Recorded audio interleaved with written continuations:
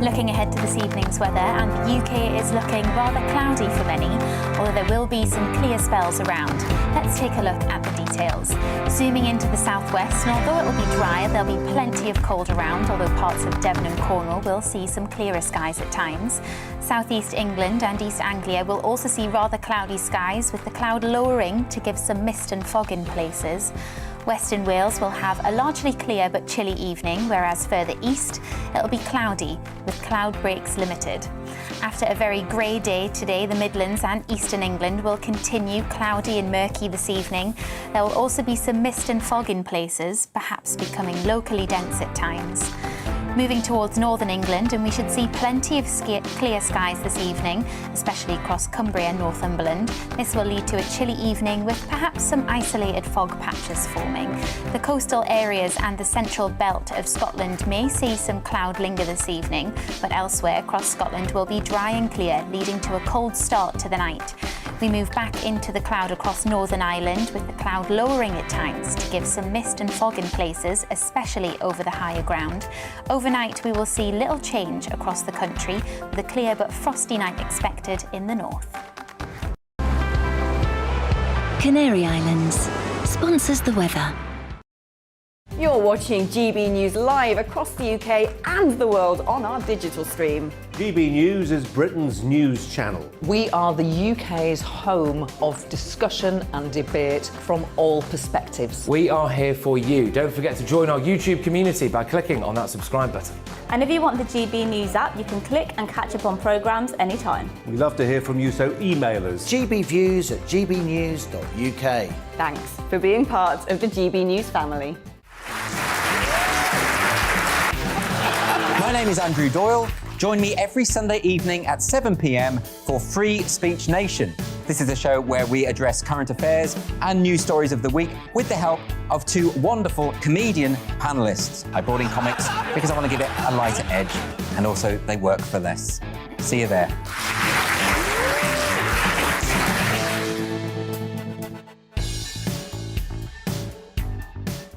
Join my show Farage, 7 p.m. till 8 p.m. Monday through Thursday, and there you will get opinion, analysis, debate, and I'll cover stories that nobody else dares to touch. And then for the last 15 minutes, talking pints. We're over a drink. We have a civilised conversation with someone. We very often disagree, but we do it in a grown-up way.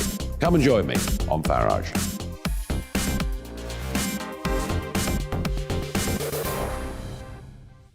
I'm Colin Brazier. I've reported from more than 70 countries around the world, covered wars from Afghanistan to Iraq, from Lebanon to the Balkans. I'm trying to bring that experience, that feel for events, to the studio. And something else, I'm ready to give an opinion. Today's stories with a spark. Brazier from 8 p.m. weekdays on GB News.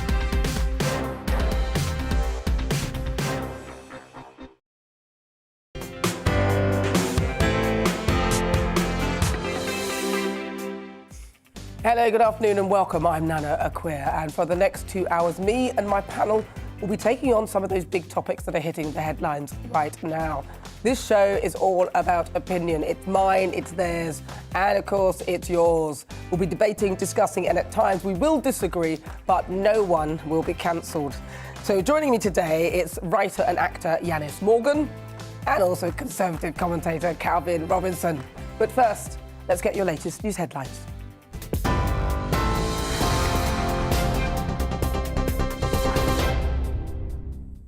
Hello, I'm Karen Roberts. This is your news at 4 o'clock. A major incident has been declared in London over the rapid spread of Omicron. Mayor Sadiq Khan says he's concerned by the huge surge in COVID cases and the increase in hospitalisations. He's urging Londoners to book a vaccine appointment or go to a walk-in centre as soon as possible. He says key public services will work together closely to minimise the impact on the city.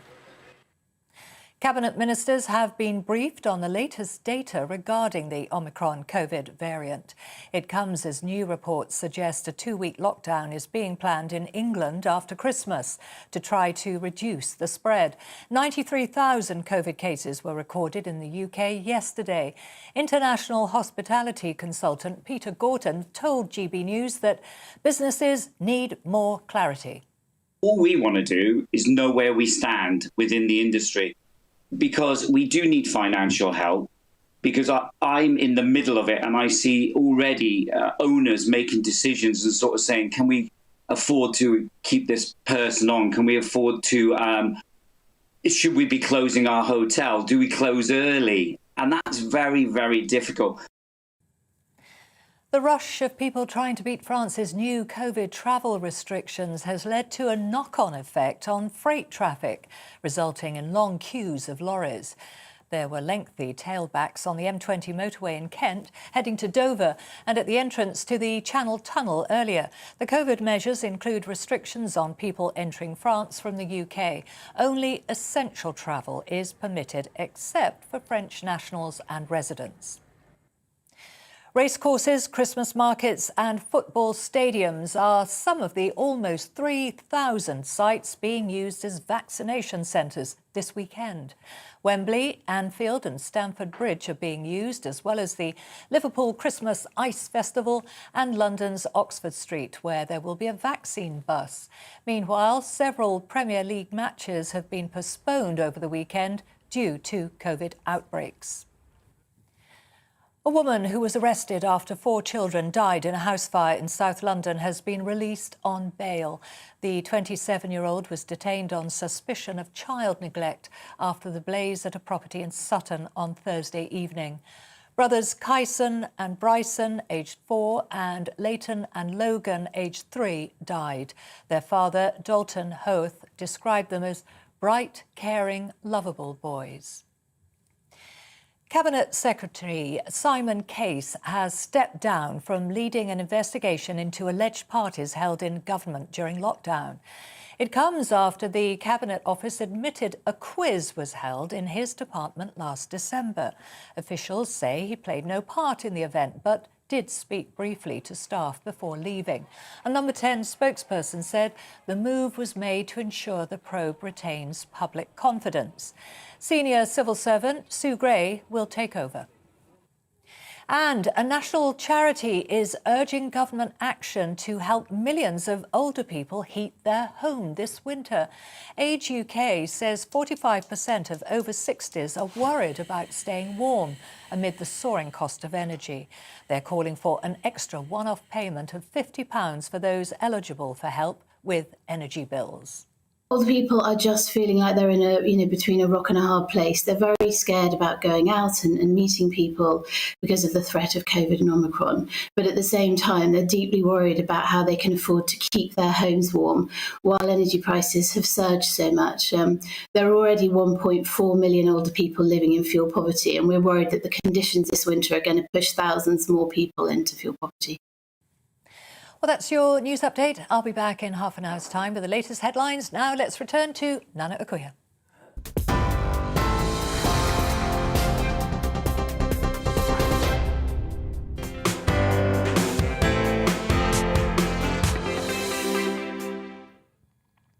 I want to talk about removing links to slavery. Scores of tributes to slave traders, colonists and also racists have been taken down or will be removed across the UK. Now, this movement, which is involving schools, universities, private landlords, pubs, churches, charitable trusts, councils, they've removed things like statues, for example, the one in the Guildhall of Sir John Cass and William Beckford, both with significant links to the slave trade. There's the kneeling black man, sundial at Dunham Massey Hall, and a statue of colonial Governor Thomas Pitcombe, which has been removed from Cardiff City Hall. Students at Oxford University had a portrait of the Queen removed from their common room because they didn't want to upset foreign students and remind them of our colonial past.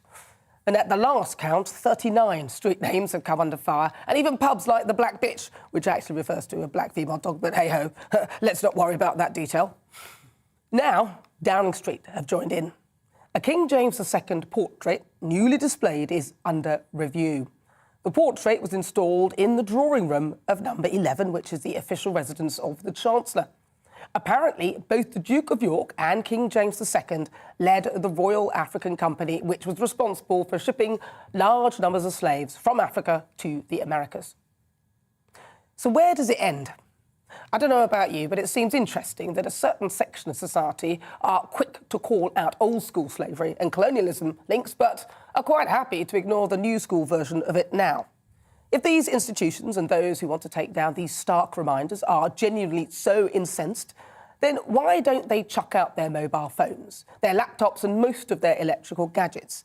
After all, many have been put together by slave labour and components sourced by enslaved workforces. Many are made in China, which we already know has links to slavery. Right now, their enslavement of the Uyghur Muslims is well documented. If these people are so against colonialism, how come they're still buying from China, who are also colonising parts of the world as we speak? What about the cheap clothes that they're wearing and buying? How do you think they cost so little? And if they didn't fancy taking on China, then slavery is currently happening all over the world right now. There's parts in Nigeria, Europe, etc. Why don't they expend their energy there? It's clear that these things all have links to modern-day slavery, slavery that is actually happening right now. But they want to cling on to the past. I think I can work out why they're doing this. That would mean that these institutions and blatant hypocrites would have to let go of their modern comforts and accept that they would ultimately have to erase themselves. So it's easier to alleviate the guilt by trying to erase it from their memory and deny that they are contributing in any way. I would say it's better to educate people about the history. What's that phrase, history repeating itself? Easily done when you erase all record of it. So I'm calling it out. If these institutions and so-called do-gooders want to help, why don't they tackle current slavery? The only way to erase all links of slavery would be to perhaps walk through the streets naked. Just make sure the street name you walk down doesn't have links either. It seems a generation who are benefiting indirectly from current slavery fail to see their own blazing hypocrisy.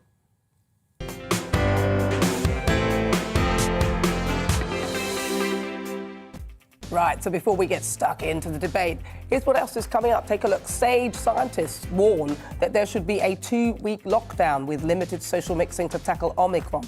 Do you agree? Will you comply? The Queen's traditional festive lunch for the extended royal family has been cancelled. But what will Christmas look like for Her Majesty? We'll speak to an expert.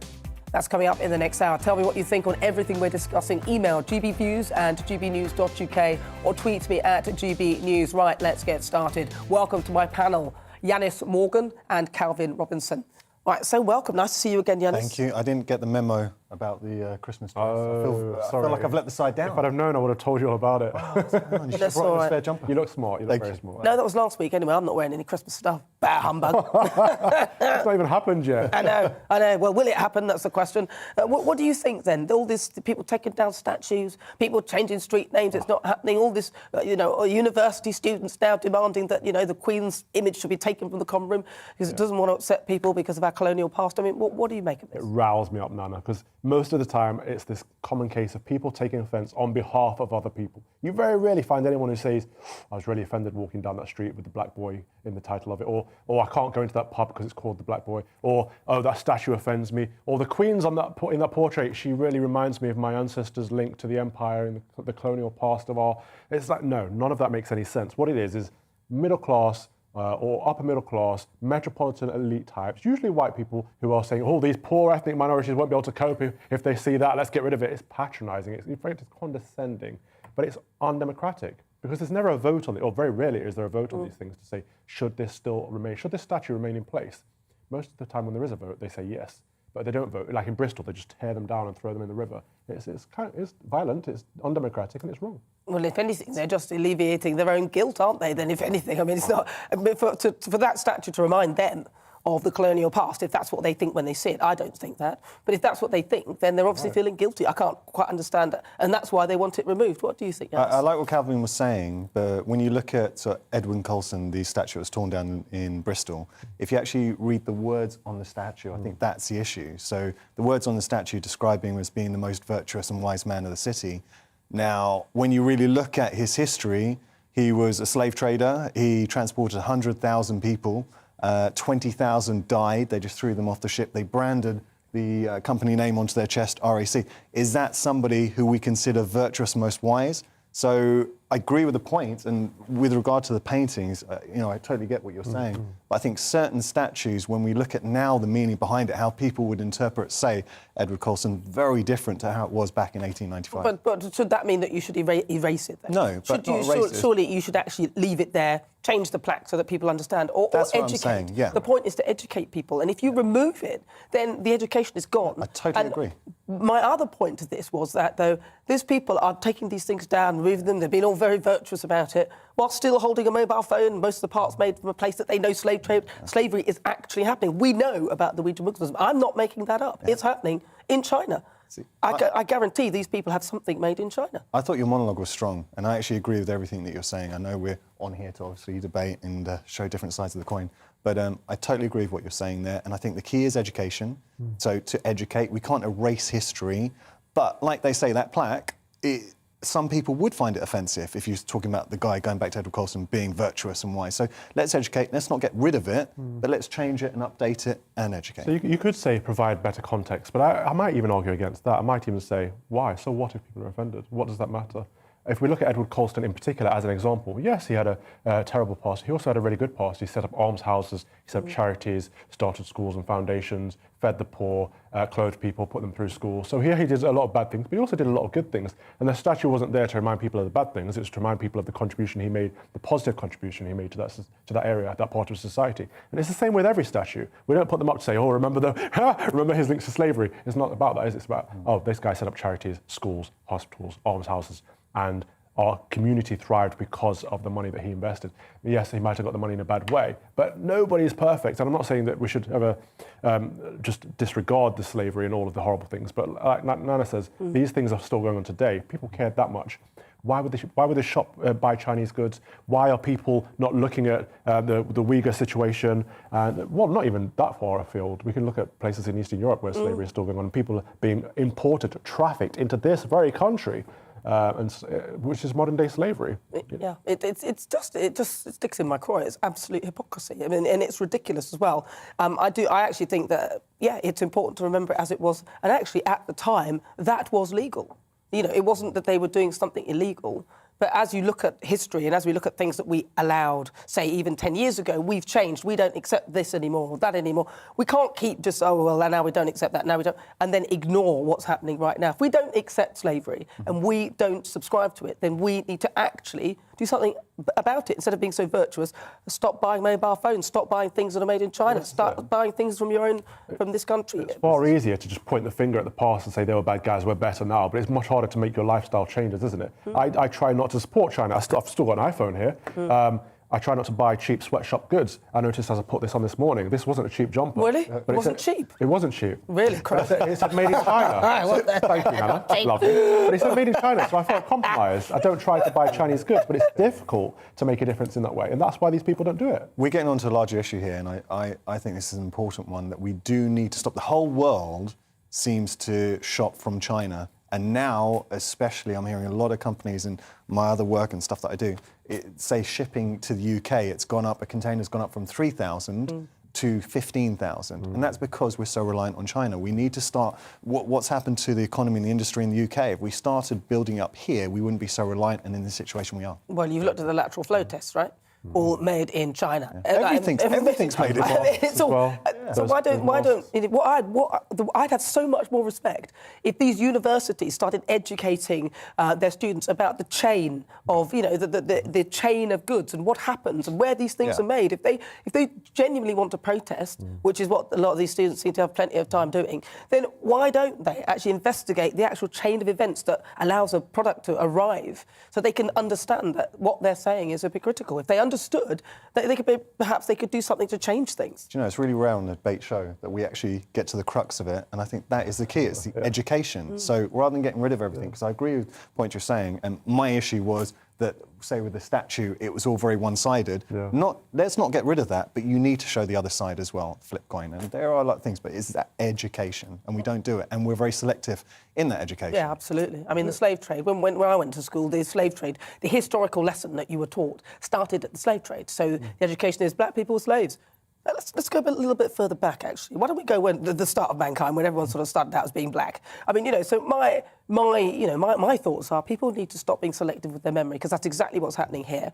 And they need to be educated. It is very selective. The whole way we look at history right now is very selective, as in the transatlantic slave trade was the only point in history where anything bad actually happened. That and the Holocaust, they're the only two negative things we talk about. But actually, slavery started a long time before white people got to Africa. In fact, Africans were selling each other a long time before they met a white person. And let's not forget that Arabs were selling both white and black people. So that slavery has happened throughout history. It's always been bad, it's always been abhorrent, but it's not a particular white versus black thing. And everything today has to be a white versus black thing.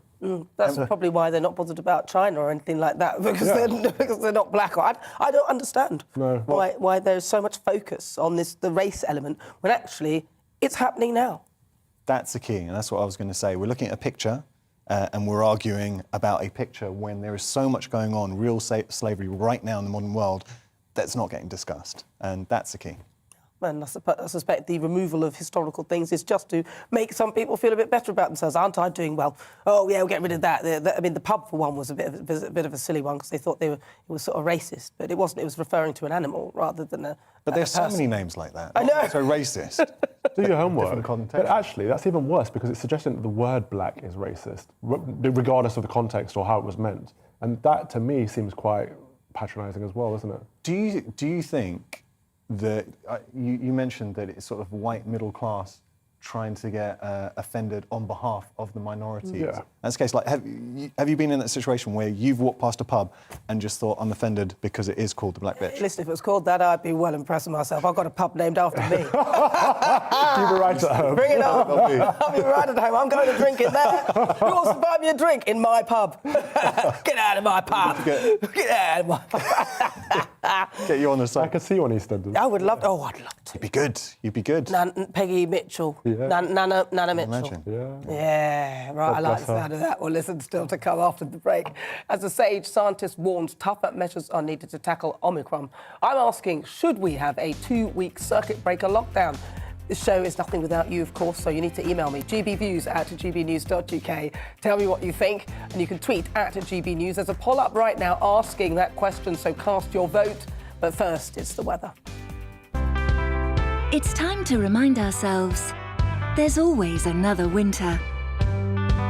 Canary Islands sponsors the weather. Looking ahead to this evening's weather, and the UK is looking rather cloudy for many, although there will be some clear spells around. Let's take a look at the details. Zooming into the southwest, and although it will be dry, there'll be plenty of cold around, although parts of Devon and Cornwall will see some clearer skies at times.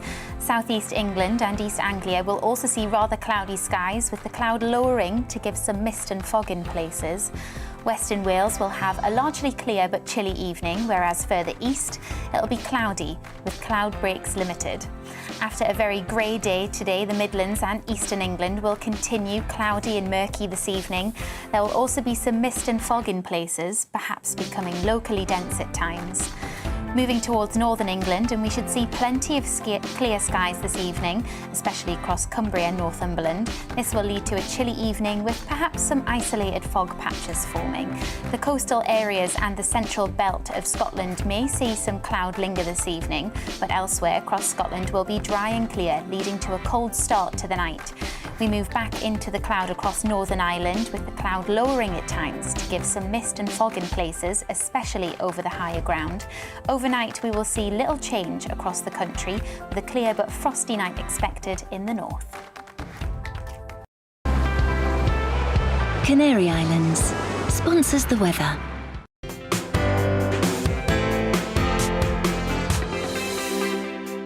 You're watching GB News live across the UK and the world on our digital stream. GB News is Britain's news channel. We are the UK's home of discussion and debate from all perspectives. We are here for you. Don't forget to join our YouTube community by clicking on that subscribe button. And if you want the GB News app, you can click and catch up on programmes anytime. We love to hear from you, so email us. gbviews@gbnews.uk. Thanks for being part of the GB News family. My name is Andrew Doyle. Join me every Sunday evening at 7 p.m. for Free Speech Nation. This is a show where we address current affairs and news stories of the week with the help of two wonderful comedian panellists. I brought in comics because I want to give it a lighter edge, and also they work for less. See you there.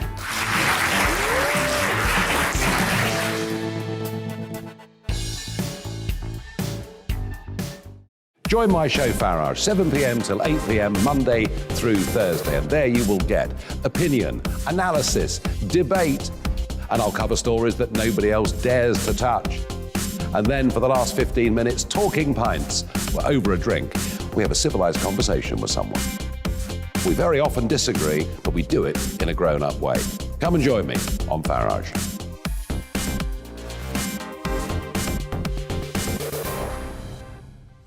I'm Colin Brazier.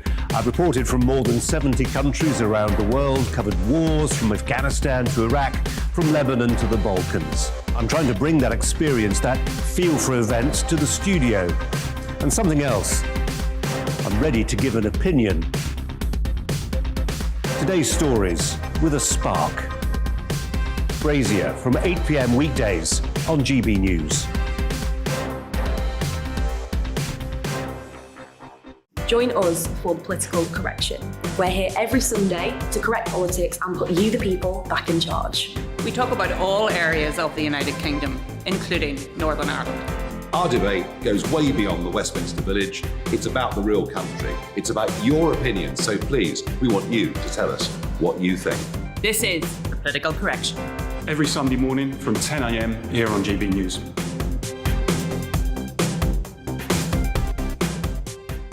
You're watching GB News live across the UK, the world, and our digital stream. GB News is Britain's news channel. We are the UK's home of discussion and debate from all perspectives. We're here for you. Don't forget to join our community by hitting the subscribe button. And download the GB News app so you can click and catch up on programmes anytime. We love to hear from you. Email us at gbviews@gbnews.uk. Thanks for being part of the GB News family.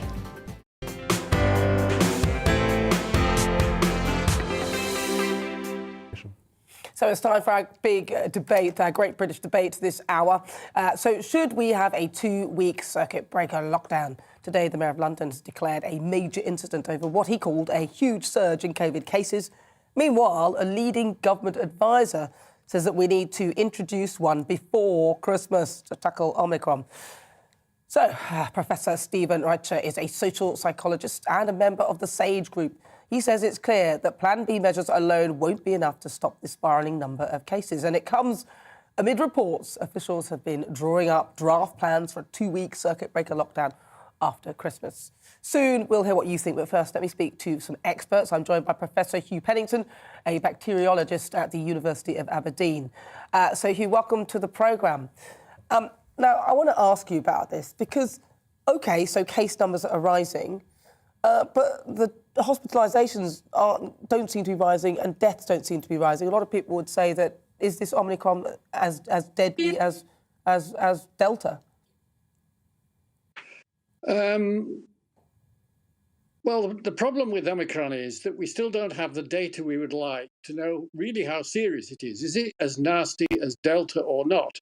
And there's a lag between people falling ill, people getting into hospital, and people dying. And this is 3 weeks before we see any impact on death rates. Well, that's about the time, Omicron was discovered about 3 weeks ago. So, we're still in that kind of no man's land where we don't really know how serious it's going to be. What I think the problem in London is that a large number of people in London are not vaccinated. So they don't have any protection at all. It's as though, they go back to March of last year when the virus took off for many of those people. The rest of the country, vaccination levels are higher, but London is going to be the test case. How much impact Omicron is going to have on hospitals in London. And that will give the rest of the country a little bit of a kind of indication of what's going on. But a circuit breaker, whether that will actually stop Omicron dead in its tracks, what Omicron does extremely well is cause these super spreader events where if you go into a poorly ventilated space, lots of people, heavy breathing, like a nightclub, for example. And I have to raise that as an issue because that's the classic place where these super spreader events take place. Other things as well. We've already had super spreader events in Scotland at weddings, where people get quite merry after the wedding and all that kind of thing. So that's what this virus specializes in. Just like the other variants, but particularly Omicron, it seems to cause more infections in a super spreader event than other variants, although the data on that is still being collected. So if you have a circuit breaker, you have to stop these public gatherings, particularly inside, particularly with poor ventilation, particularly where people are heavy breathing. The big problem there is that the government seems very reluctant to provide the financial support for the hospitality industry, which is needed. If you're going to do that, and you're going to do that quickly, you've got to have that furlough scheme brought back ASAP. And that's the dilemma for the government, well, in the sense that they're reluctant to do that. They've already spent vast sums of money on it. But unless they do that, the hospitality industry is going to be destroyed. And, with all the downsides there to employment and so on. But on the other hand, if they don't do that, then the number of cases will take off. And then maybe the health service is going to be really impacted because it's already working flat out. And any increase in the number of cases, not just of COVID, but anything else associated with COVID, is really going to put so much pressure on it. And that's why, of course, I think the Mayor of London has declared this emergency in London because they've got such a bad problem. Partly, not entirely, but partly because Londoners have been very poor at taking up the vaccine. Well, Professor, can I say, though, in South Africa, though, it was only about 24% of the population that were vaccinated. And they've, so far, as we hear, haven't really had that many deaths or, it's not been as deadly as Delta, it would appear. So these super spread events, could they not end up being almost, and this is just a thought, almost like a positive thing, because they could end up being, people could end up being vaccinated if they catch the Omicron and get better quite quickly, because the symptoms don't sound that bad at the moment.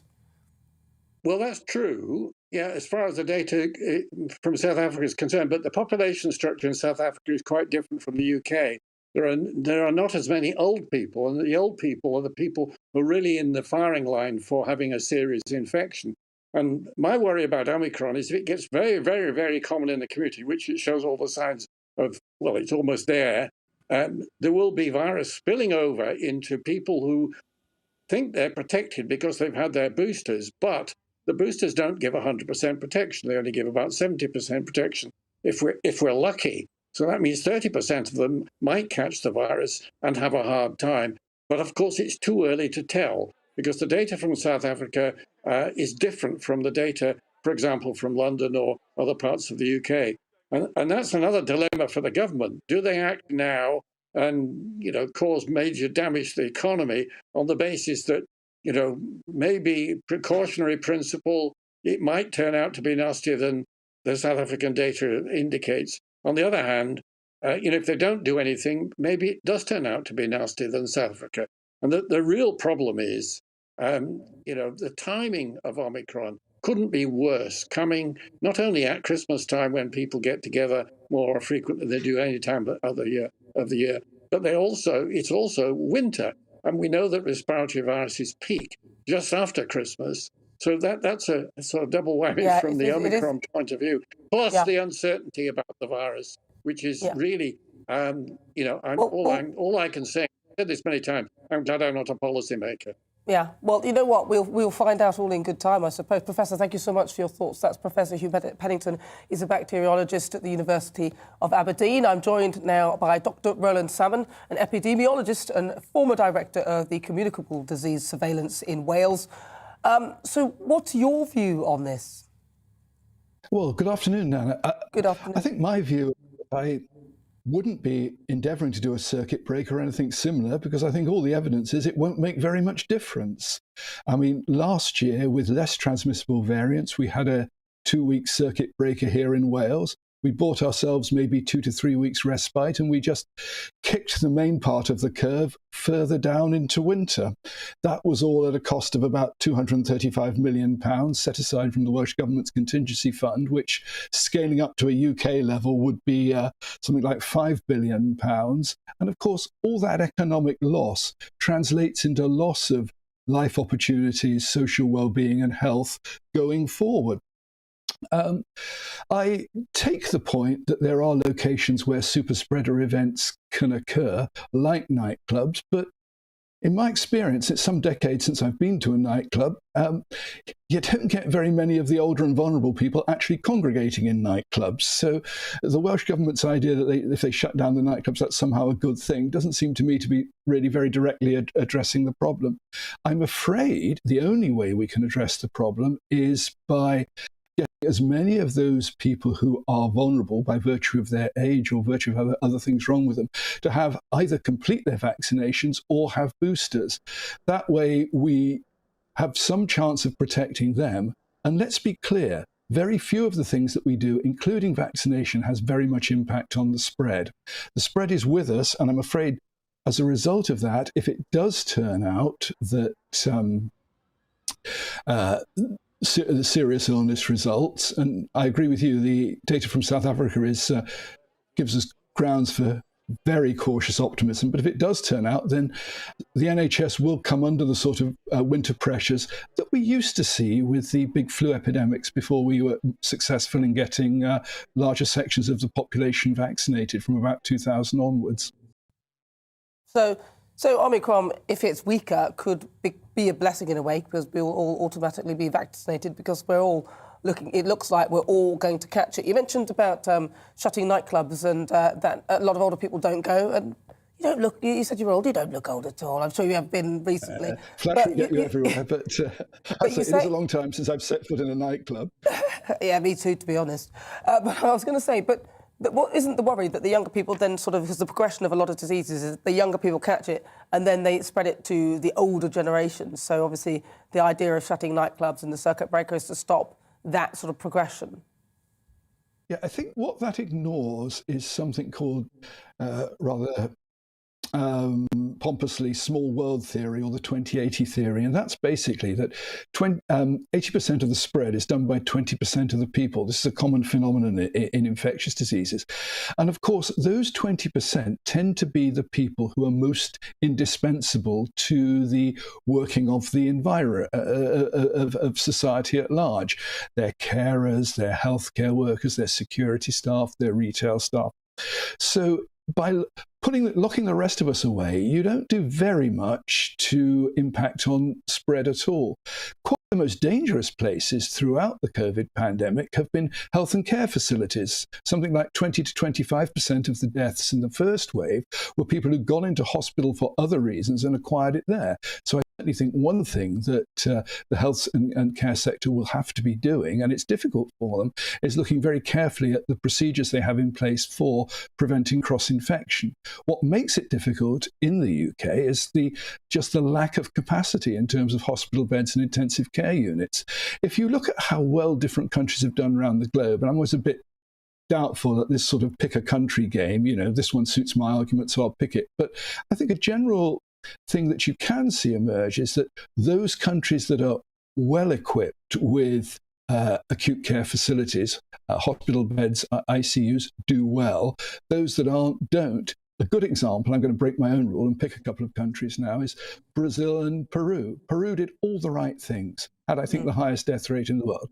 Brazil is basically run by a basket case, and they almost denied the existence of the virus. Yet they've done much better. Why? Because actually It had a lot of care facilities that could be used by the population. Well, Dr. Roland Salmon, thank you so much for your thoughts. Very interesting stuff. He's an epidemiologist and a former director of communicable diseases surveillance in Wales. So we'll hear more of your thoughts after the break, and I'll also ask my panel what they think. But first, let's have an update with your latest news.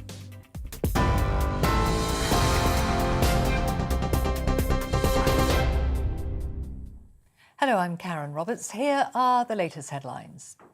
A major incident has been declared in London over the rapid spread of Omicron. Mayor Sadiq Khan says he's concerned by the huge surge in COVID cases and the increase in hospitalisations. Cabinet ministers have been briefed on the latest data regarding the Omicron COVID variant. It comes as new reports suggest a 2-week lockdown is being planned in England after Christmas to try to reduce the spread of Omicron. 90,400 COVID cases were recorded in the UK over the last 24 hours. The rush of people to beat France's new COVID travel restrictions has led to a knock-on effect on freight traffic, resulting in long queues of lorries. There were lengthy tailbacks on the M20 motorway in Kent heading to Dover and at the entrance to the Channel Tunnel earlier. It follows COVID measures coming into force for people entering France from the UK as part of efforts to stop the spread of Omicron. Only essential travel is permitted, except for French nationals and residents. A woman who was arrested after 4 children died in a house fire in South London has been bailed. The 27-year-old was detained on suspicion of child neglect after the blaze at a property in Sutton on Thursday evening. Brothers Kyson and Bryson, aged 4, and Leighton and Logan, aged 3, died after being left home alone. Their father, Dalton Hoth, described them as bright, caring, lovable boys. And a national charity is urging government action to help millions of older people heat their home this winter. Age UK says 45% of over 60s are worried about staying warm amid the soaring cost of energy. They're calling for an extra one-off payment of £50 for those eligible for help with energy bills, and for the existing household support fund to be doubled to £1 billion.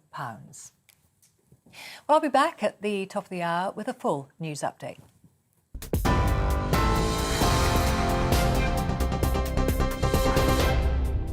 You're watching GB News live across the UK and the world on our digital stream. GB News is Britain's news channel. We are the UK's home of discussion and debate from all perspectives. We are here for you. Don't forget to join our YouTube community by clicking on that subscribe button. And if you want the GB News app, you can click and catch up on programmes anytime. We love to hear from you, so email us. gbviews@gbnews.uk. Thanks for being part of the GB News family.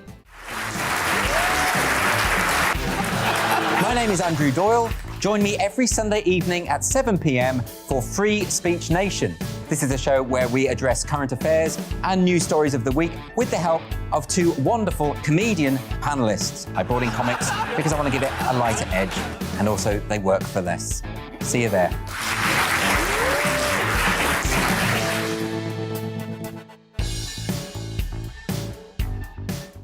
Join my show Farage, 7 p.m. till 8 p.m. Monday through Thursday, and there you will get opinion, analysis, debate, and I'll cover stories that nobody else dares to touch. And then for the last 15 minutes, talking pints. We're over a drink. We have a civilised conversation with someone. We very often disagree, but we do it in a grown-up way. Come and join me on Farage.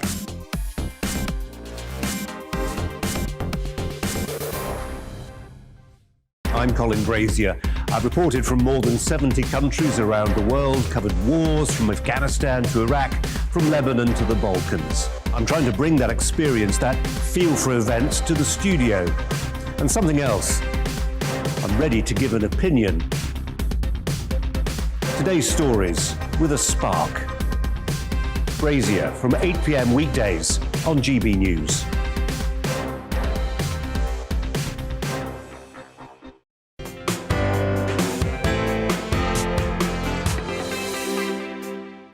So it's time for our big debate this hour. If you've just joined us, where have you been?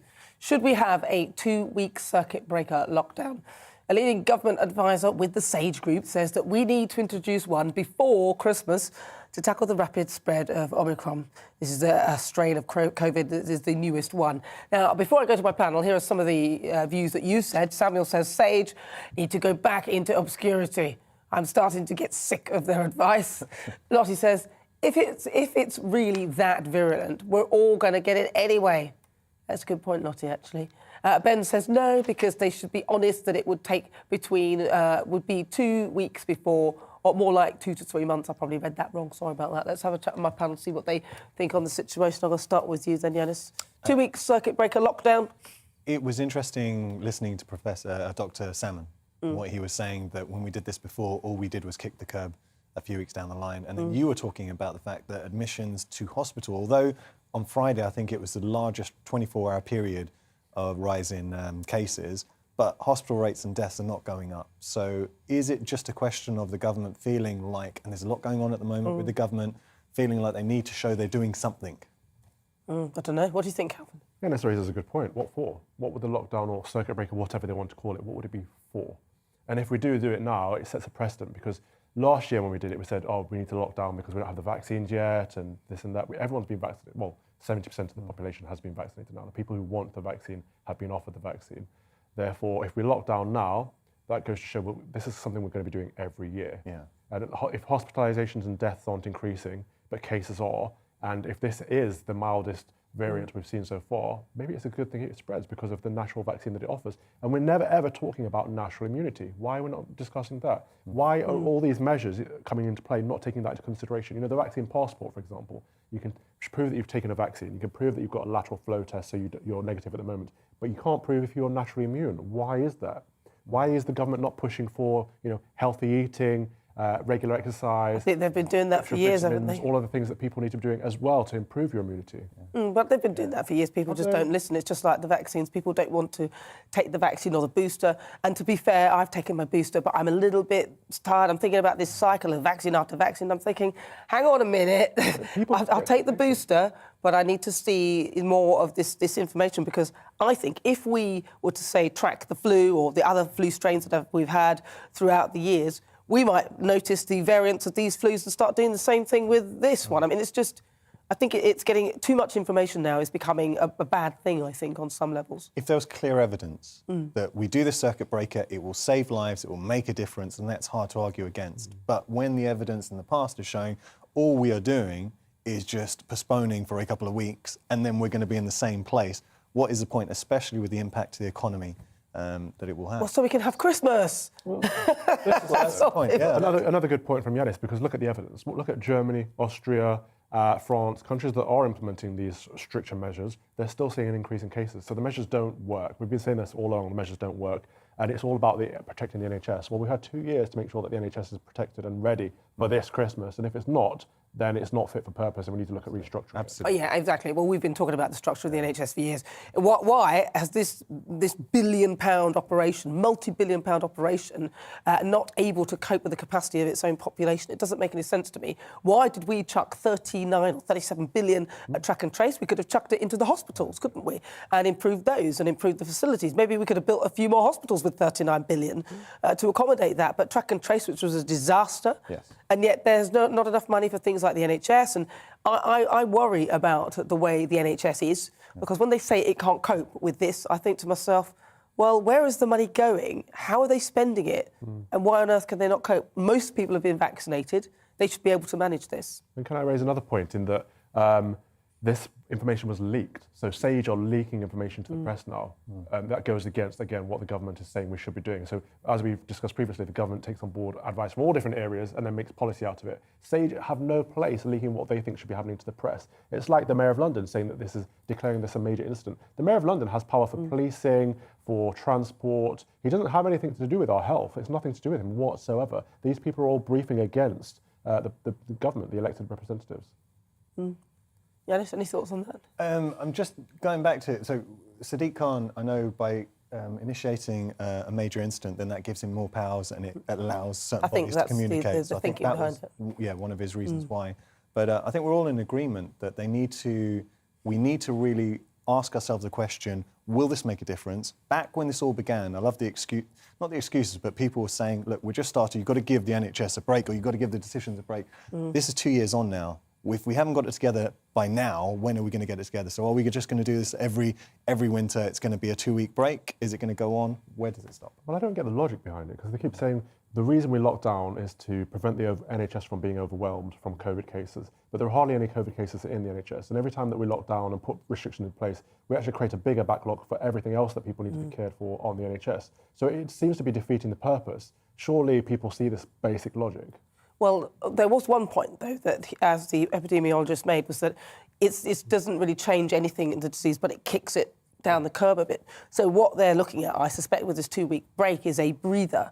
But they don't mind kicking it down the curb, but they just want a little bit of a breather so they can sort of catch up. But I don't think we should have to worry about catching up now. I think we are approaching this at the wrong angle. We're approaching it from the sort of like, instead of an attacking angle, we're sort of defending. We should have a decent NHS that can be able to manage this population. And that's where the money should be going, that can care for the patients with COVID and care for all the other patients as well. We should actually, you know, these Nightingale hospitals, at the moment, right, all these beds, I think it was the last count, 11,000 beds at the NHS were being blocked by people who are well, but they've got nowhere else to go, or, you know, so they're blocking the bed. So these Nightingale hospitals that don't really have any staff or any equipment or anything really could take these people who are these 11,000 strong people, and we could then fill the beds with people who actually need them. And there's things like this disorganisation, unable to cope with the population, not enough hospitals, ambulances waiting in queues. Yeah, no different. Whatever COVID does, it's not going to change that, and that's, I think, what we need to be looking at. But then playing devil's advocate, is if, let's just say, things do get worse and deaths start rising and the government hasn't been seen to do anything, then all of a sudden the media and everyone was saying, why didn't we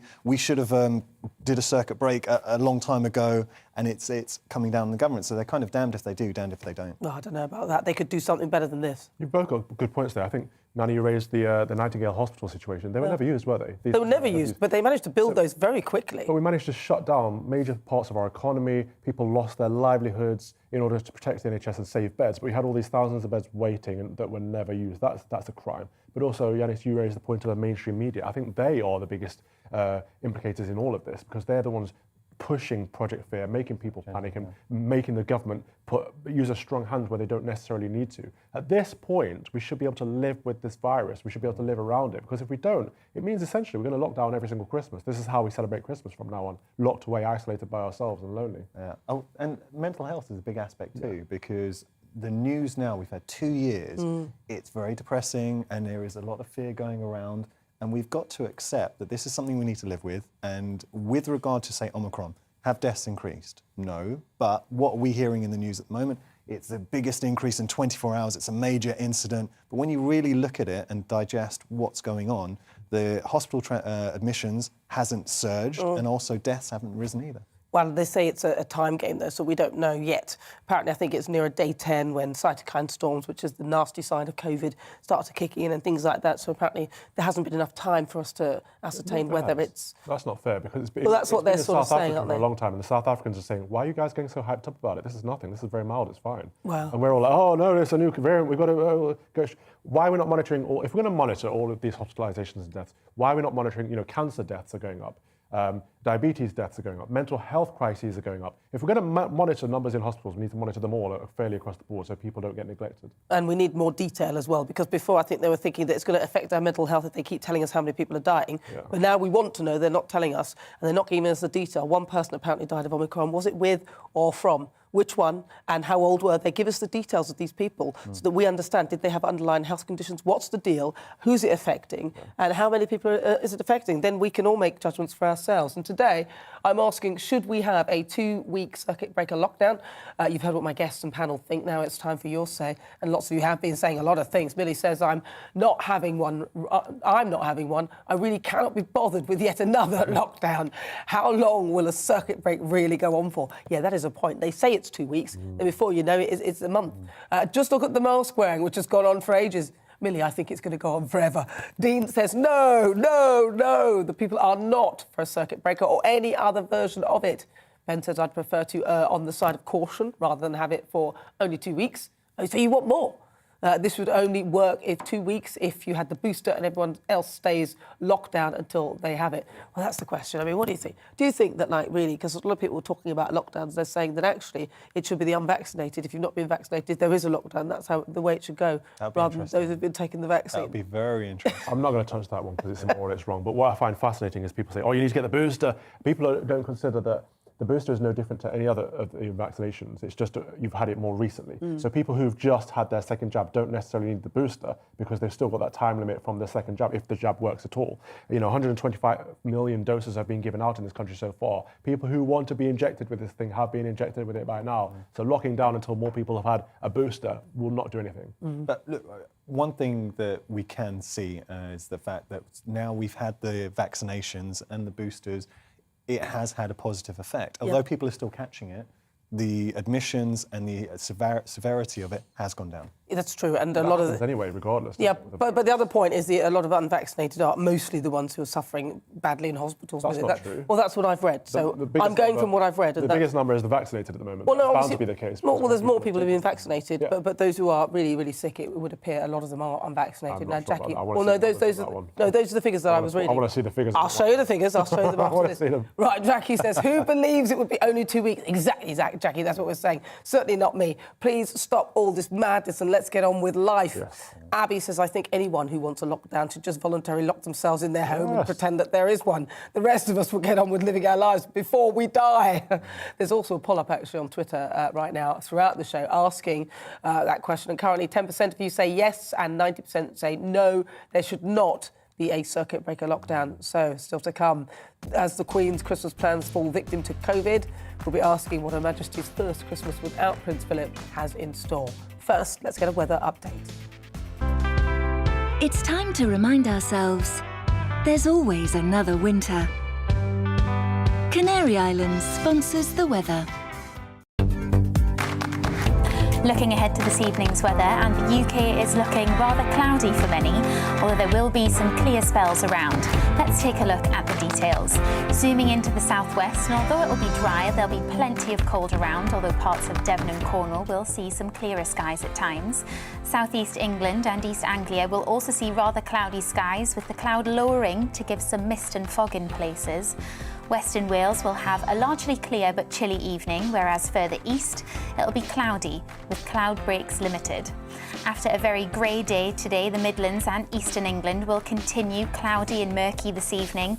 There will also be some mist and fog in places, perhaps becoming locally dense at times. Moving towards northern England, and we should see plenty of clear skies this evening, especially across Cumbria and Northumberland. This will lead to a chilly evening with perhaps some isolated fog patches forming. The coastal areas and the central belt of Scotland may see some cloud linger this evening, but elsewhere across Scotland will be dry and clear, leading to a cold start to the night. We move back into the cloud across Northern Ireland, with the cloud lowering at times to give some mist and fog in places, especially over the higher ground. Overnight, we will see little change across the country, with a clear but frosty night expected in the north. Canary Islands sponsors the weather.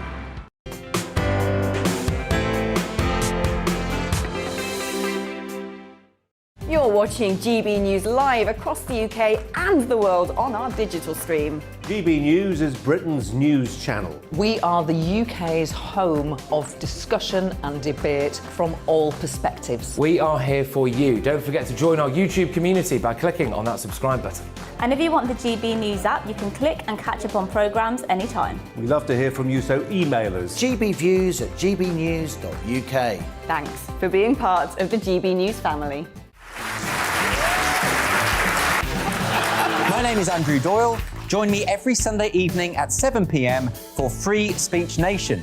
This is a show where we address current affairs and news stories of the week with the help of two wonderful comedian panellists. I brought in comics because I want to give it a lighter edge, and also they work for less. See you there.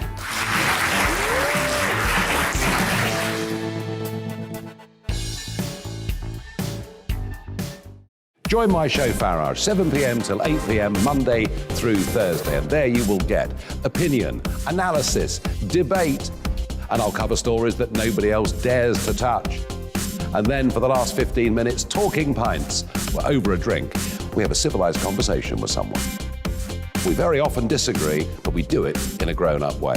Come and join me on Farage.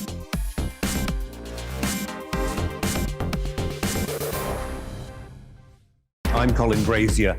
I've reported from more than 70 countries around the world, covered wars from Afghanistan to Iraq, from Lebanon to the Balkans. I'm trying to bring that experience, that feel for events, to the studio.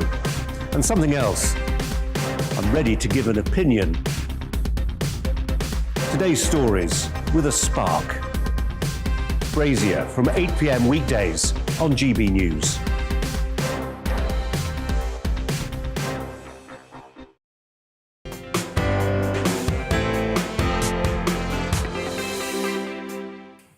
Well, it's been a very busy week at the royal household.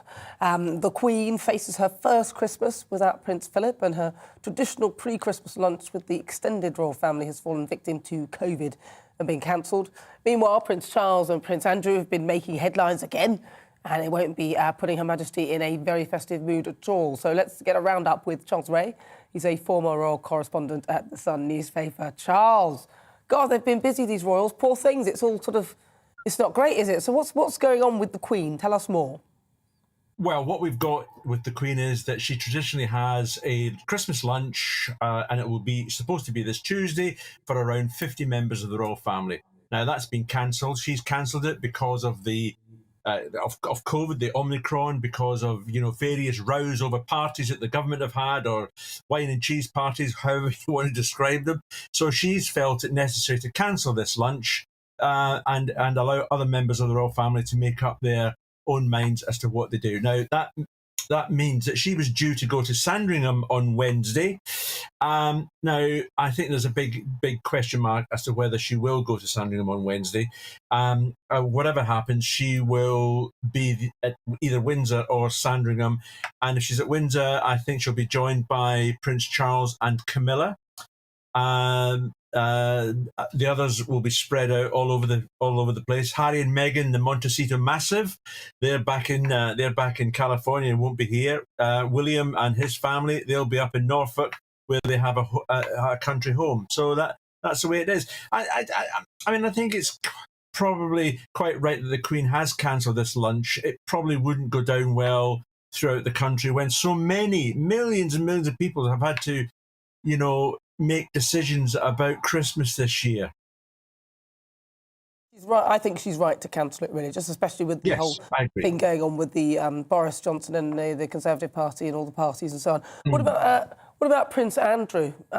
He's got a bid, hasn't he, to have cuttings about that Virginia Giuffre included as evidence. What's that all about? I think the New York judge, Lewis Kaplan, is losing his tether with Prince Andrew and the lawyers, and there are various attempts to try and get this case thrown out, and it still may well be thrown out. But his legal team amazingly produced some newspaper cuttings in which Virginia Giuffre, the girl who is alleging that he sexually assaulted her, describing her as a money-hungry sex kitten. And also there was a manuscript that she compiled as well about her time with Epstein. Now, the judge wasn't having any truck with this. He blatantly described it as a PR stunt, and he will be making a decision on January the 4th whether or not this case should go ahead. And if he finally gives the agreement to go ahead, then Andrew will have to face the court, albeit by video link, sometime in the autumn. God, that's all kicking off there. And what about Prince Charles and his aides and the email probe?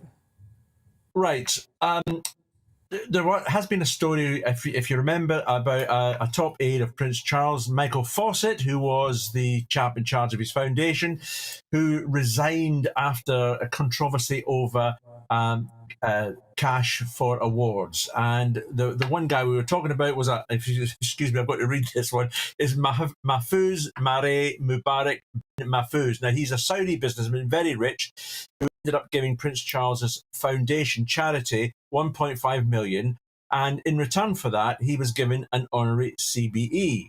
Now, Scotland Yard have decided to investigate it to find out if there was anything untoward going on. They want to see the email traffic between the Prince's aides and Mr. bin Mahfouz's aides to see if there was any promises given, because I think you'll find it's an offence to do this sort of thing, offer an award for cash.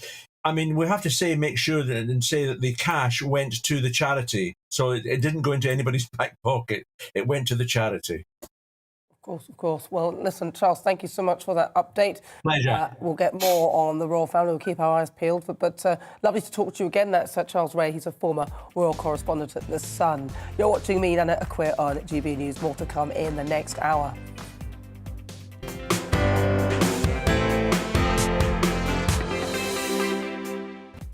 So if you've just tuned in, welcome on board. I'm Nana Akua. For the next hour, me and my panel will be taking on some of those big topics that are hitting the headlines right now. This show is all about opinion. It's mine, it's theirs, and of course it's yours. We'll be debating, discussing, and at times we will disagree, but no one will be cancelled. So joining me today is Janice Morgan and also Calvin Robinson. So still to come, difficult conversations, and today it's with the human rights and LGBTQ activist Peter Tatchell, who has made a career out of creating public controversy. Would he change anything about his approach to activism? Plus, after the singer Billie Eilish said seeing porn at too young an age damaged her brain, we'll ask if all porn should be behind a paywall. And of course, we want to hear from you. Email gbviews@gbnews.uk, or why not send us a tweet at gbnews. But first, let's get your latest headlines.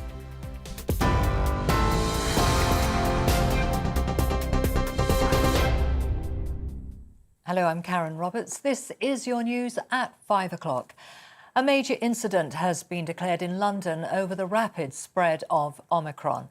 Mayor Sadiq Khan says he's concerned by the huge surge in COVID cases and the increase in hospitalisations. He's urging Londoners to book a vaccine appointment or to go to a walk-in centre as soon as possible. He says key public services will work together closely to minimise the impact on the city.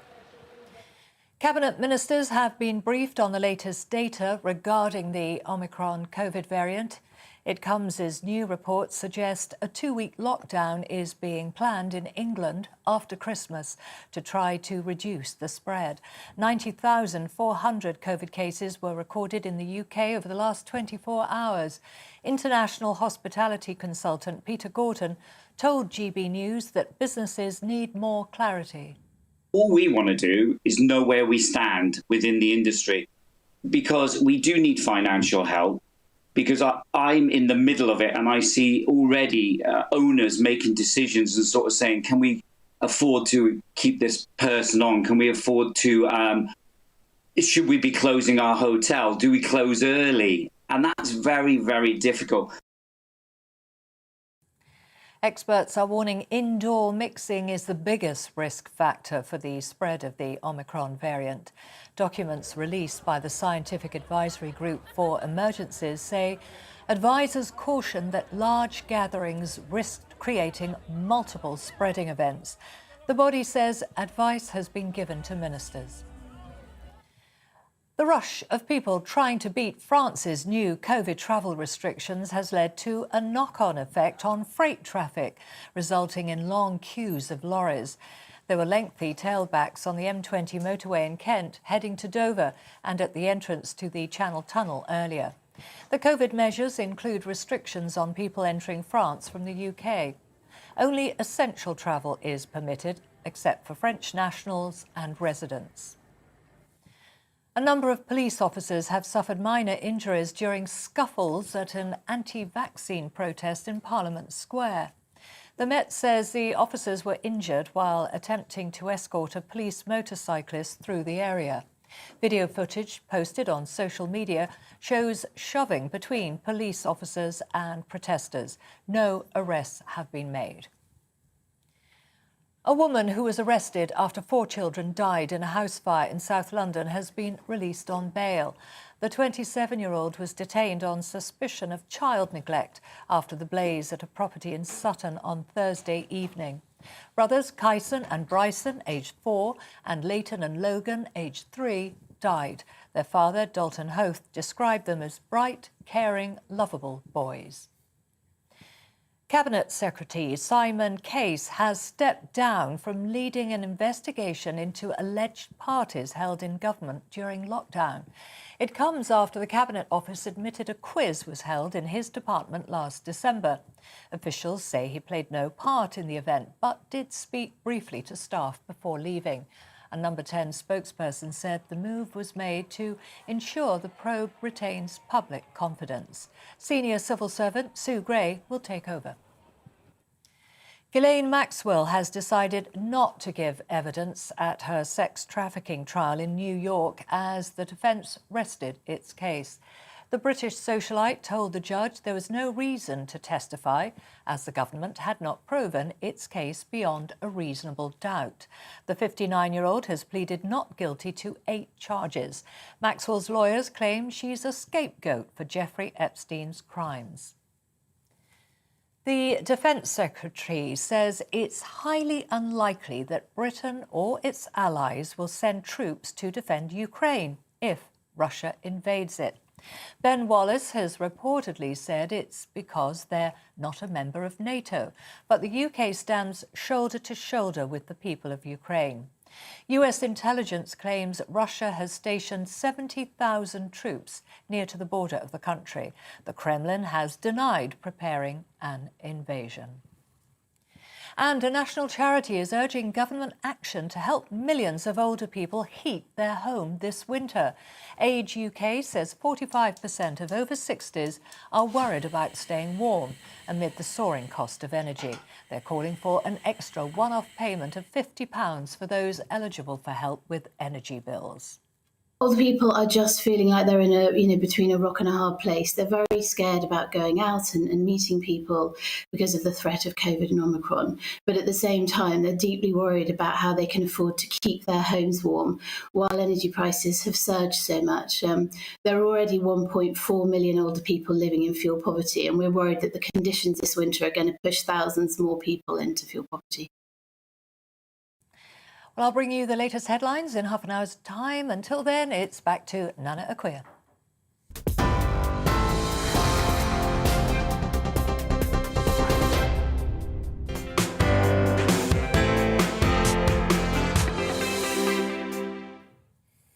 So, how far would you go to fight for a change that you really believe in? Even if most other people disagree with you. LGBTQ activist Peter Tatchell has spent his life campaigning for gay and human rights. He came out as gay in 1969 at a time when it wasn't widely accepted, especially not by his deeply religious family. Since then, he's been punched, arrested numerous times and endured being called all the names under the sun, including being described as a satanic in the course of campaigning for human rights. He's now the subject of a new Netflix documentary which documents his life and work. And I'm very pleased to say that Peter joins me in the studio right now. Peter, welcome to the programme. So lovely to meet you. I love the tie, you're looking fabulous. Looking fabulous. So talk to me then, what was it like being brought up in a very religious household? My parents were evangelical Pentecostals, so quite on the extreme edge of Christianity. For them, to be gay was almost on a par with murdering or raping someone. It was one of the most terrible things that you could be or do. So it was a real struggle to win their acceptance. I initially did not tell them that I was gay because I thought, first of all, it would be too much of a shock for them, and secondly, because I was actually afraid they might turn me over to the police. Oh, because obviously it was illegal, was it still? Well, in my hometown of Melbourne, Australia, in 1969, it was still totally illegal. You could be sent to prison for several years. You could even be forced to undergo psychiatric treatment. Put in a mental hospital. Like a conversion type therapy to stop you from having those thoughts. So what I did was, I did the drip, drip, drip approach. I would say, if there's a news item about gay people, I'd say, oh, it's wrong, they shouldn't be persecuted, it's live and let live. And then gradually over time, they put, 2 and 2 together and came up with 4, or in my case, gay. And they actually said, I've always said since, that was the gentle, kindest way to do it. But I've got to say that over the years, they've become totally accepting. They still actually believe that homosexuality is a sin because it says so in the Bible, and they are Bible-believing Christians, but they don't think it's a major sin. And they also think that homophobia is a sin, in fact, a much worse sin. Of course. So they've always been supportive of my partner. You know, they got on with him very well. He's embraced into the family. So it has been a journey and a triumph. Because I often, when I hear people who are gay saying, oh, I need to come out and everything, I think to myself, well, why? You know, I respect that somebody might say they're gay, but I personally, I don't really give two hoots. I don't care what somebody's sexual preference is or, you know, who they spend their time with. That's none of my business. So I often wonder, why is it that people who are gay often feel they have to come out? I mean, I hear your story. Why is that? Well, I mean, obviously, if you're in a relationship with someone and you feel obliged to hide that relationship from your family and friends, that's a terrible burden. Yeah. And it's also very offensive. You know, live and let live, you know, love and let love. You know, I've got friends who come also from deeply religious backgrounds, in the Muslim community, the Afro-Caribbean community, and white Christian communities. And they all have found it a real struggle because of the hostility. Yeah, even now. Not all of them, but some of them, because of the hold that religion has over their parents and other family members. But in the end, in most cases, families do come round because they recognise this is my son or daughter. They haven't changed. They're the same person. You know, I love them just as much. And, you know, today my mother takes the view, well, yes, technically, you know, according to the Bible, homosexuality is wrong, according to the Old Testament. Even though I keep on pointing out, well, you're a Christian, you follow Jesus Christ. He never condemned homosexuality. But even so, she says, the law of the land should not discriminate. She said, it's up to everybody to make their own decision, but she's very much against legal discrimination against gay people because that's theocracy, that's imposing religion on everybody, and she doesn't think that's right. Yeah, and you've made a life literally of campaigning for rights, in particular Aboriginal people, their rights as well. In Australia. I mean, what was that like? Because I look at Australia and I think it looks like a lovely place. I don't like bugs that can kill, so I won't go there. But I've often thought it's quite a racist country. Is that what it was like? And is it? I mean, have you been recently? What's it like? Well, it was founded on racism, really. Course, British colonisation was based upon seizing the land occupied by Indigenous black Australians, and they were hunted for sport. In the 1800s, people who might have in England gone fox hunting went, quote, abo hunting. It was absolutely shocking. And of course, they introduced all kinds of European diseases for which Indigenous people had no resistance, so they died in droves. So it is a very long, shameful history. And I think even today, although things are much, much better, there still is a taint of racism in certain parts of Australia, mostly in rural areas. Not entirely, but in some rural areas, there's still quite a strain of racism. I mean, you know, well, hopefully, because it feels that it's getting better and that it's healing, because I think especially after all different races are now mixing, you can't say I'm from here or from there. Most people are from all over the place now, so there's a more sort of diverse mix. I mean, I support the Indigenous claim for a treaty between the Indigenous peoples and the government, like they have in New Zealand. Way back in the 1800s, the Maoris concluded a treaty with the British, which gave them certain inalienable rights. And I think the same kind of situation or treaty should be agreed with Indigenous Australians today. So what have you been doing then? So throughout there, because you've got the Netflix documentary, all about your life, and give us some sort of poignant points, some highlights. Well, in fact, the Hating Peter Tatchell documentary on Netflix, it only includes about a dozen of my key campaigns out of literally thousands I've done over the last 55 years. But, you know, obvious ones like my attempted citizen's arrest of President Mugabe on human rights charges. I didn't succeed, but I certainly helped draw attention to what was going on in Zimbabwe back in those days, the arrest of people without trial, torture, sexual assaults, even murders committed by his regime. And of course, the other big thing was the confrontation with Mike Tyson over his homophobia, anti-sexism. You know, I ambushed him outside his gym in Memphis, in Tennessee, in the United States, in 2002, just before his world title fight against Lennox Lewis. And to his great credit, although I thought initially he was going to, you know, give me an uppercut to the chin, he restrained, and we had a conversation. And in the end, he came up publicly supporting gay rights, which was fantastic. What was he like though? Because he comes across as quite a scary character. Well, I can tell you, when I confronted him outside, as he got out of his SUV outside the gym, he was like looked really menacing and threatening, and he clenched his fist and was ready to give me one. Then he saw the TV cameras, and then sort of we began a conversation. But he was quite aggressive to begin with. But then he calmed down, and actually he was surprisingly nice and pleasant, you know. And in the end, we parted with a handshake, you know. So it wasn't him that punched you then, because you have been No. punched. Who was that then? Who punched you? Oh, President Mugabe's bodyguards, neo-Nazis in Moscow. There's quite a list. Oh, there you are there now. Can we see that again? No, I'm joking. He's going to throw it again. No, honestly, I was only joking. But that, I mean, you know, you've really got involved in campaigns. I love speaking to people who are actually passionate and do something about it, because there are so many people who talk a really good game and don't actually do anything. Now, at the beginning of the show, I did a monologue with regard to slavery and removing sort of memories and statues and things of slavery and slave traders. But my point was that whilst we're doing that, you're still buying things from China, you know, you're still buying things from things that actually also have connections with slavery. What are your thoughts on that? Yeah, I think old-style slavery is history, but there's a new form of slavery, you know, where people are basically, in some cases, in the Uyghur region of China, the Muslim people there are being forced to labour in Chinese factories, being paid pittance wages, very, very long hours, very damaging to their mental and physical health.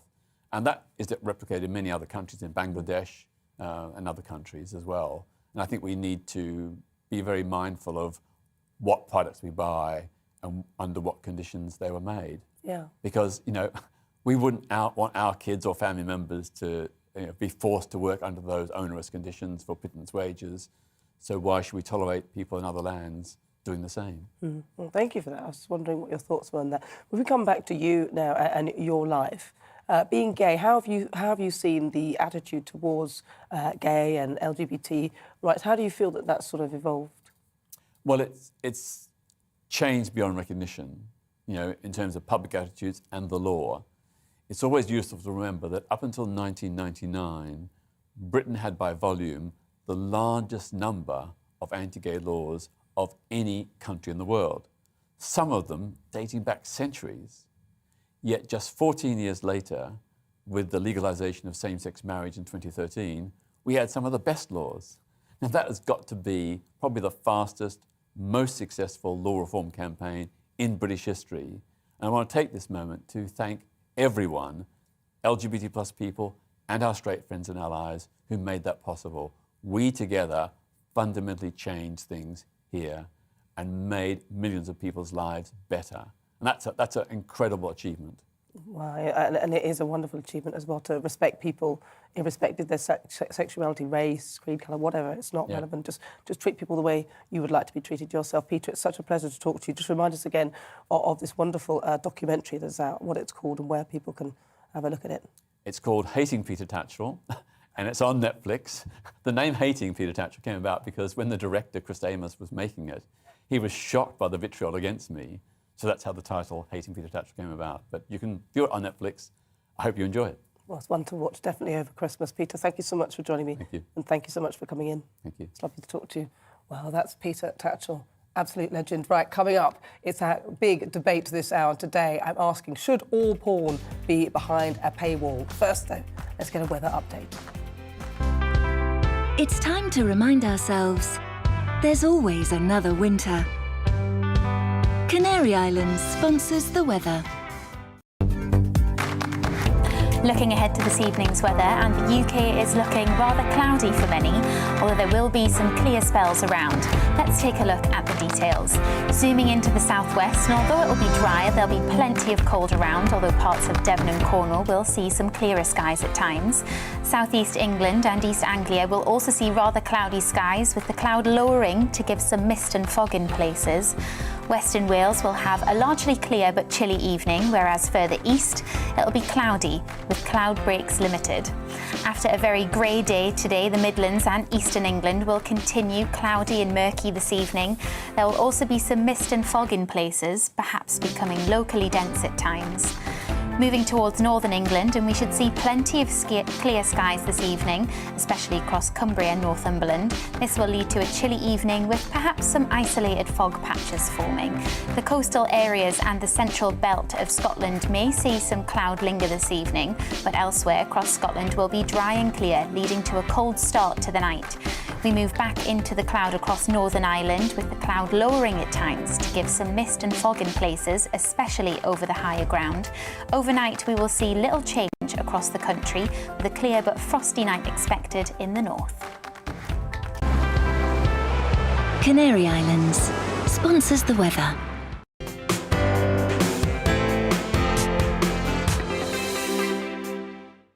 You're watching GB News live across the UK and the world on our digital stream. GB News is Britain's news channel. We are the UK's home of discussion and debate from all perspectives. We are here for you. Don't forget to join our YouTube community by clicking on that subscribe button. And if you want the GB News app, you can click and catch up on programmes anytime. We love to hear from you, so email us. gbviews@gbnews.uk. Thanks for being part of the GB News family. My name is Andrew Doyle. Join me every Sunday evening at 7 p.m. for Free Speech Nation. This is a show where we address current affairs and news stories of the week with the help of two wonderful comedian panellists. I brought in comics because I want to give it a lighter edge, and also they work for less. See you there.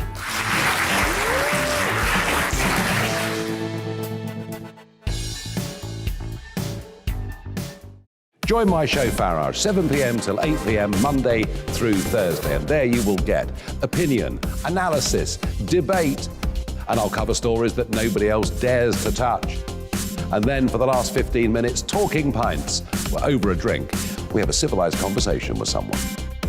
We very often disagree, but we do it in a grown-up way. Come and join me on Farage.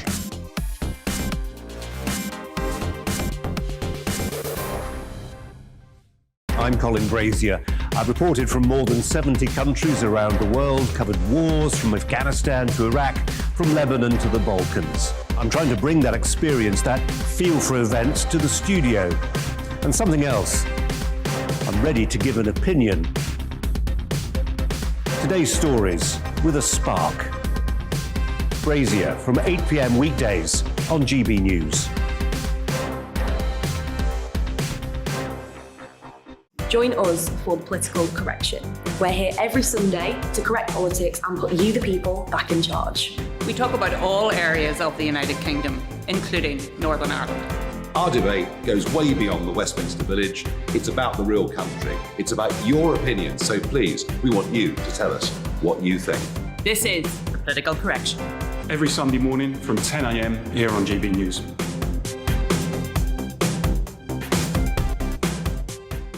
You're watching GB News live across the UK, the world, and our digital stream. GB News is Britain's news channel. We are the UK's home of discussion and debate from all perspectives. We're here for you. Don't forget to join our community by hitting the subscribe button. And download the GB News app so you can click and catch up on programmes anytime. We love to hear from you. Email us at gbviews@gbnews.uk. Thanks for being part of the GB News family.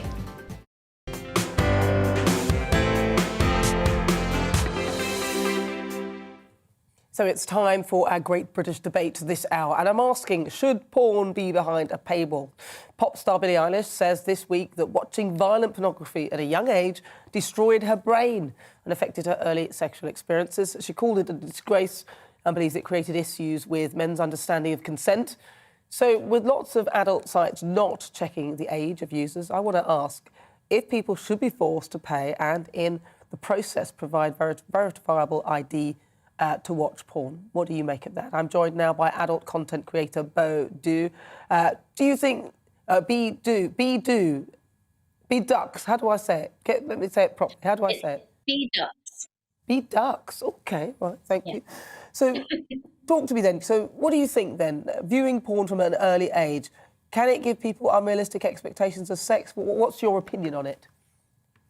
I believe that it absolutely can do, unfortunately, but something that has to be remembered about porn and people that make porn is that we are entertainers, not educators.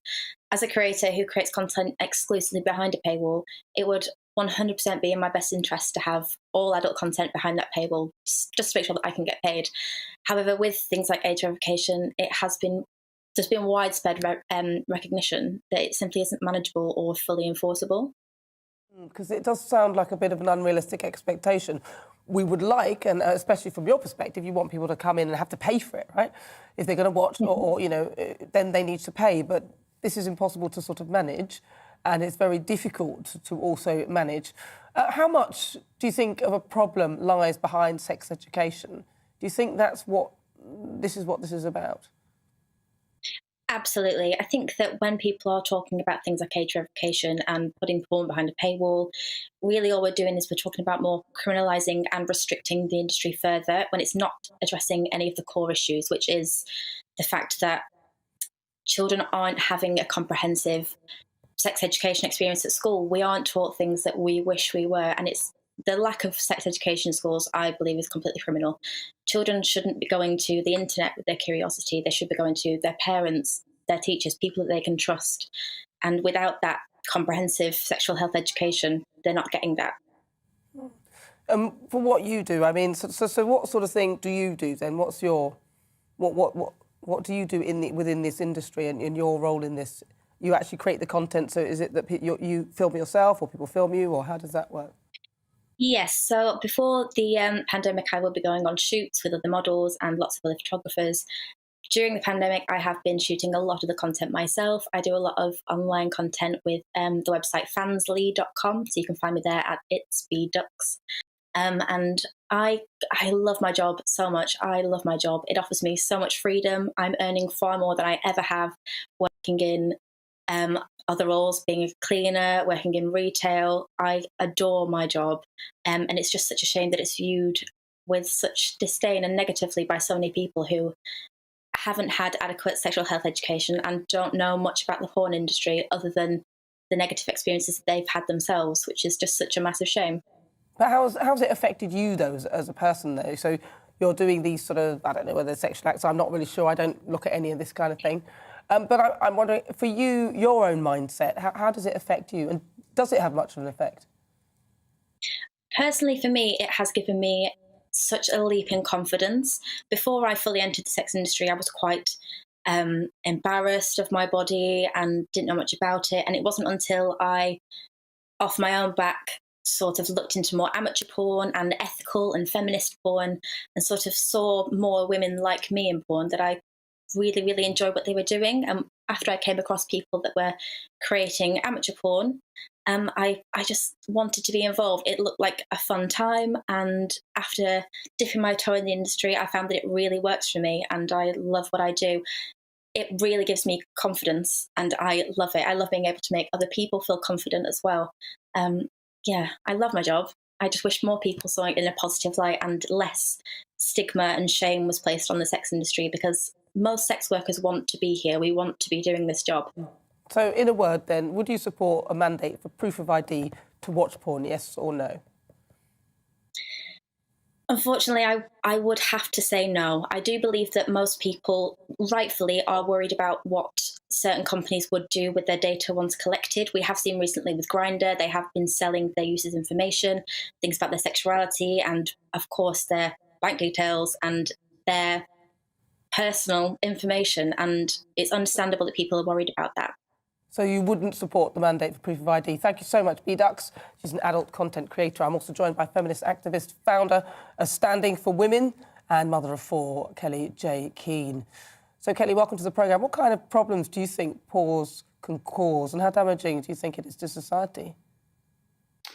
Well, I think holistically it's damaging as a society. Listening to Be There, I feel a great sense of, I think pity is the wrong word, sadness, that she felt self-esteem was something that she got from being objectified and arousing men that she doesn't know through OnlyFans. So I think that is a big issue. I think OnlyFans in itself is problematic.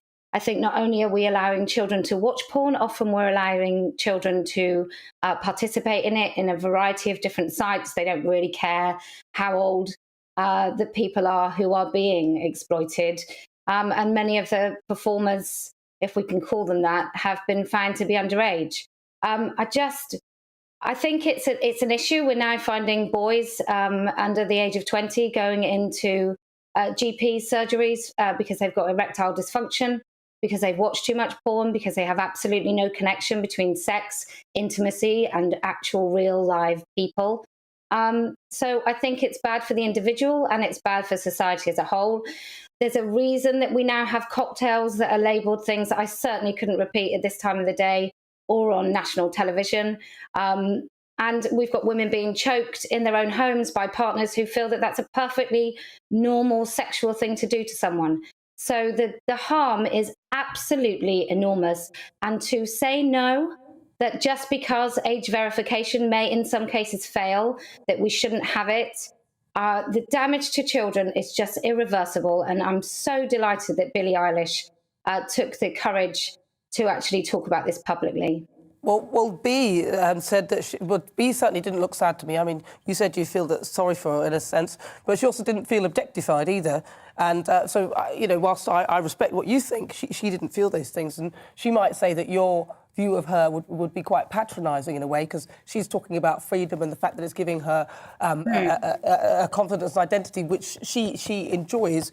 But the other side of it is, of course, that she's kind of taking control. So, but she also did say that she would like to have ID, but she wouldn't say that would be a mandate. So, and I don't know if we can talk about empowerment and control when we belong to an industry where a man is making £150 million from us taking our clothes off and performing certain sex acts for people over cameras. I don't think that's a position of empowerment. I think money is a very attractive thing and nobody can do without it. But I think we have very serious questions to ask, that many young women feel their ticket to supposed freedom and liberation is to take their clothes off for men. I mean, that's a really skewed way of looking at empowerment. Surely empowerment is not having to take your clothes off. And not to patronise B, but we all have lives that are very, very long and they involve eventually maybe children and families and other things that we want to do. And now that she has a permanent record of doing things that maybe she wouldn't want her children to see as she grows older. But this isn't even about B. This is about the many women that actually it isn't a choice. Many women leaving sex work call themselves survivors. Many women leaving sex work have physical and mental injuries that they have to work through for the rest of their lives. So I think it's quite an individualistic point of view to think that if something isn't harming you, it actually isn't harming much more vulnerable people, and you aren't contributing to what I think is sexual slavery in 2021. Well, she also did mention sex education, which would be something that perhaps we should maybe be focusing on more as well. In one word then, so yes or no, do you think that it should be, so this sort of type of thing should be behind a paywall, and that people should, if it is going to go on, because it will go on, should it be behind a paywall? 100% it should be behind a paywall. And also when it comes to education, if I can just make a very brief point, in our schools, we should be teaching children about the harms of pornography, both to them as individuals and the women across the globe that are exploited because of it. OK, thank you so much. So you do agree, you both agree that it should be behind a paywall. That's Kelly J. Keane. She's a feminist activist and a founder for Standing for Women. Right, we'll hear some of your views in a few minutes, but let's get a quick look at what you've been saying. Zach says there's literally a zero chance of putting all porn behind closed doors. Trini says you'll never get rid of porn. It's just like the war on drugs. It'll be unwinnable. Isaac has said this, it must be banned. We need to make a concerted effort to get rid of it. Keep your messages coming. Still to come, we'll be getting your views and the views of my panel and find out what they think about porn and whether it should be behind a paywall. But first, let's get your latest news headlines.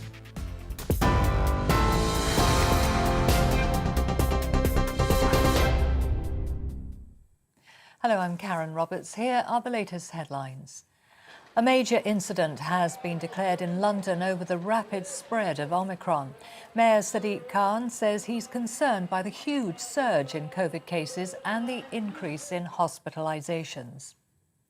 Cabinet ministers have been briefed on the latest data regarding the Omicron COVID variant. It comes as new reports suggest a 2-week lockdown is being planned in England after Christmas to try to reduce the spread of Omicron. 90,400 COVID cases were recorded in the UK over the last 24 hours. A number of police officers have suffered minor injuries during scuffles at an anti-vaccine protest in Parliament Square. The Met says the officers were injured while attempting to escort a police motorcyclist through the area. Video footage posted on social media shows shoving between police and protesters. No arrests have been made.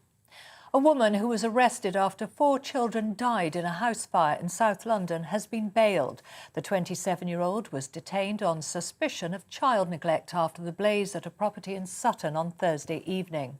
Brothers Kyson and Bryson, aged 4, and Leighton and Logan, aged 3, died after being left home alone. Their father, Dalton Hoth, described them as bright, caring, lovable boys.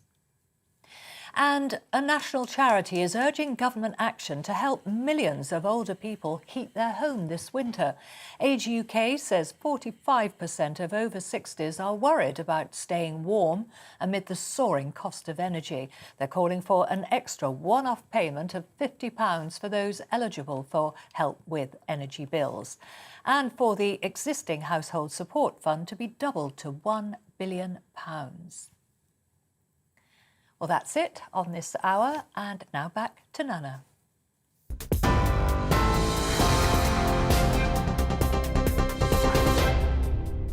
You're watching GB News live across the UK and the world on our digital stream. GB News is Britain's news channel. We are the UK's home of discussion and debate from all perspectives. We are here for you. Don't forget to join our YouTube community by clicking on that subscribe button. And if you want the GB News app, you can click and catch up on programmes anytime. We love to hear from you, so email us. gbviews@gbnews.uk. Thanks for being part of the GB News family.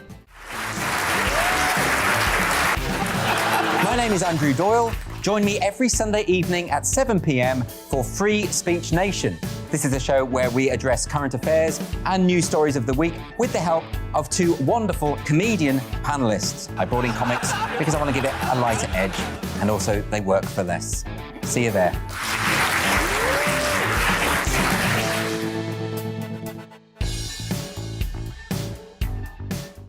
Join my show Farage, 7 p.m. till 8 p.m. Monday through Thursday, and there you will get opinion, analysis, debate, and I'll cover stories that nobody else dares to touch. And then for the last 15 minutes, talking pints. We're over a drink. We have a civilised conversation with someone. We very often disagree, but we do it in a grown-up way. Come and join me on Farage.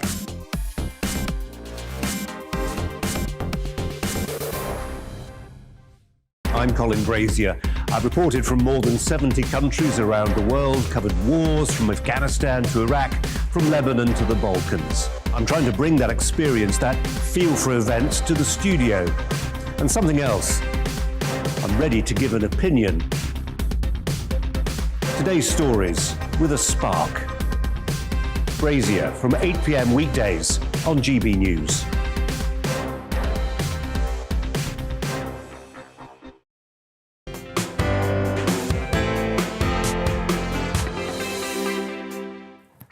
So, good afternoon. So, on the Great British Debate this hour, after pop star Billie Eilish spoke about the damage that she faced seeing porn and what it's done to her from a young age, should porn be behind a paywall? So let's see what my panel think. And also joining me today is Peter Tatchell as well, because he has a lot of experience and knows all about the industry. So we'll be chatting throughout. And my panellists, Calvin and also Janice. So today we're asking, should porn be behind a paywall? You've heard what my guests think, but now it's time for their panel to have their say. Lots of you have also been getting in touch. I'll read some of these as well. Ivan says, let's wrap everyone up in cotton wool and protect them from all the nasty things in this world. What is going on?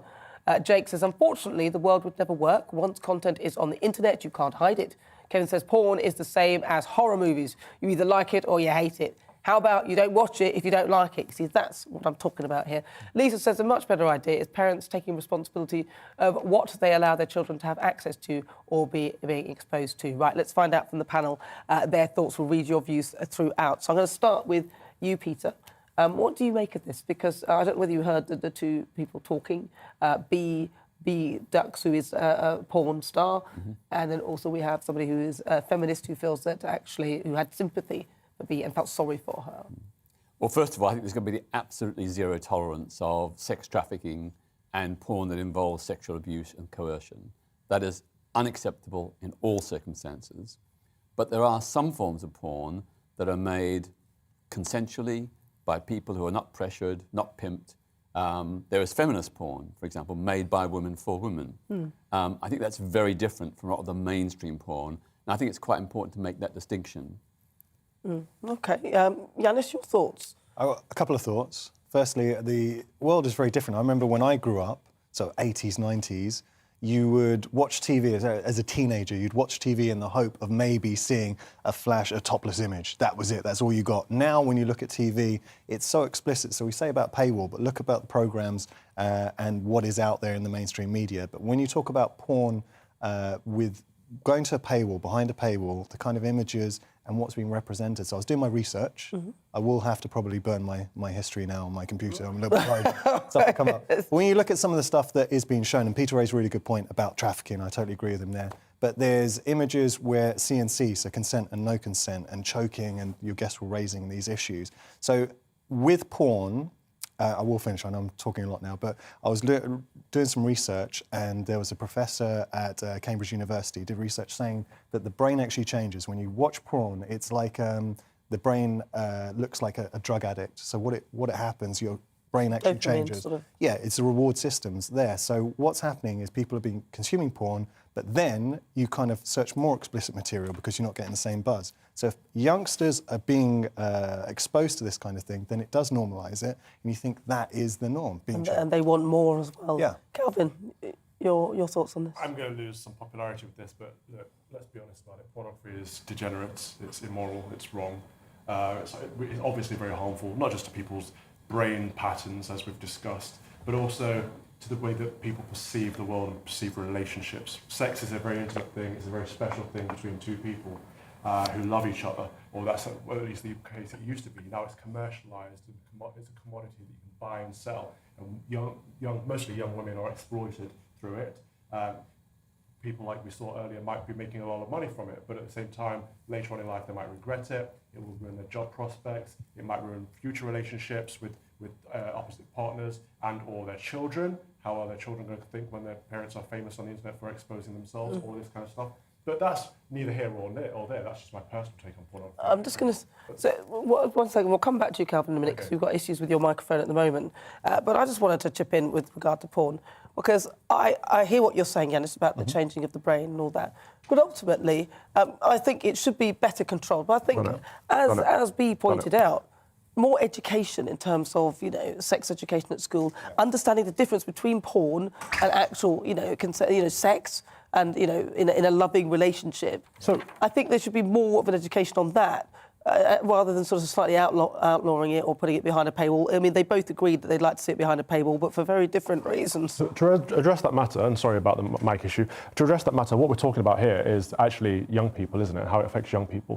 And one of your viewers wrote in, and I think it was spot on, because it's actually parents' responsibility. And we often think of mobile phones, laptops, and iPads as electronic babysitters.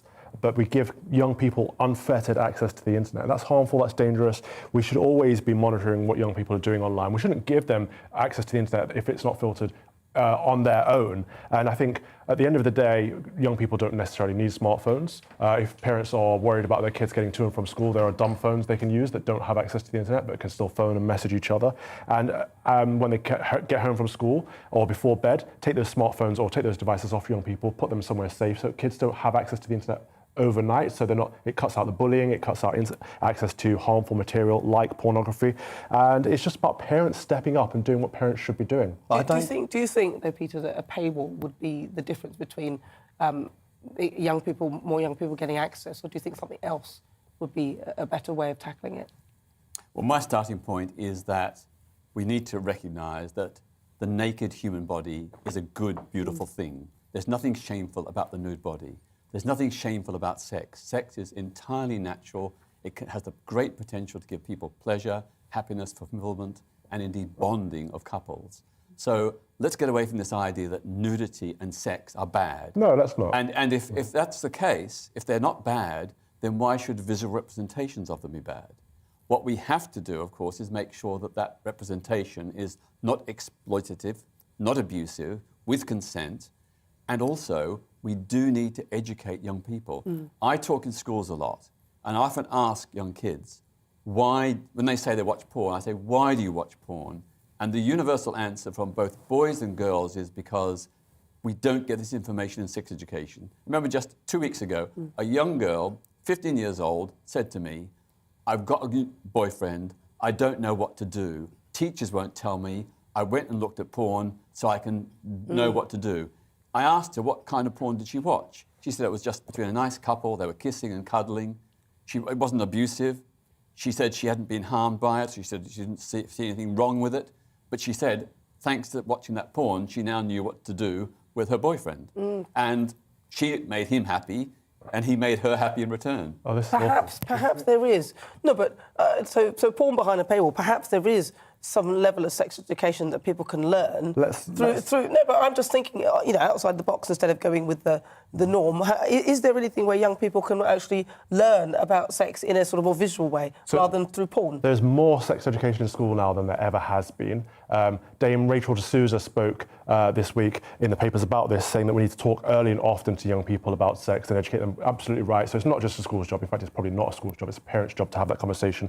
But I think it's very wrong to paint pornography as a form of sex education. And I've also worked in schools quite a lot, actually. And the vast majority of young people that are caught doing this kind of thing and on these kind of websites are doing so for fun, for entertainment. They're not doing so to educate themselves. That's a very naive point of view. But let's not paint around this. Sex is an intimate act between two people who love each other, or that's the way we used to think about this before the sexual revolution.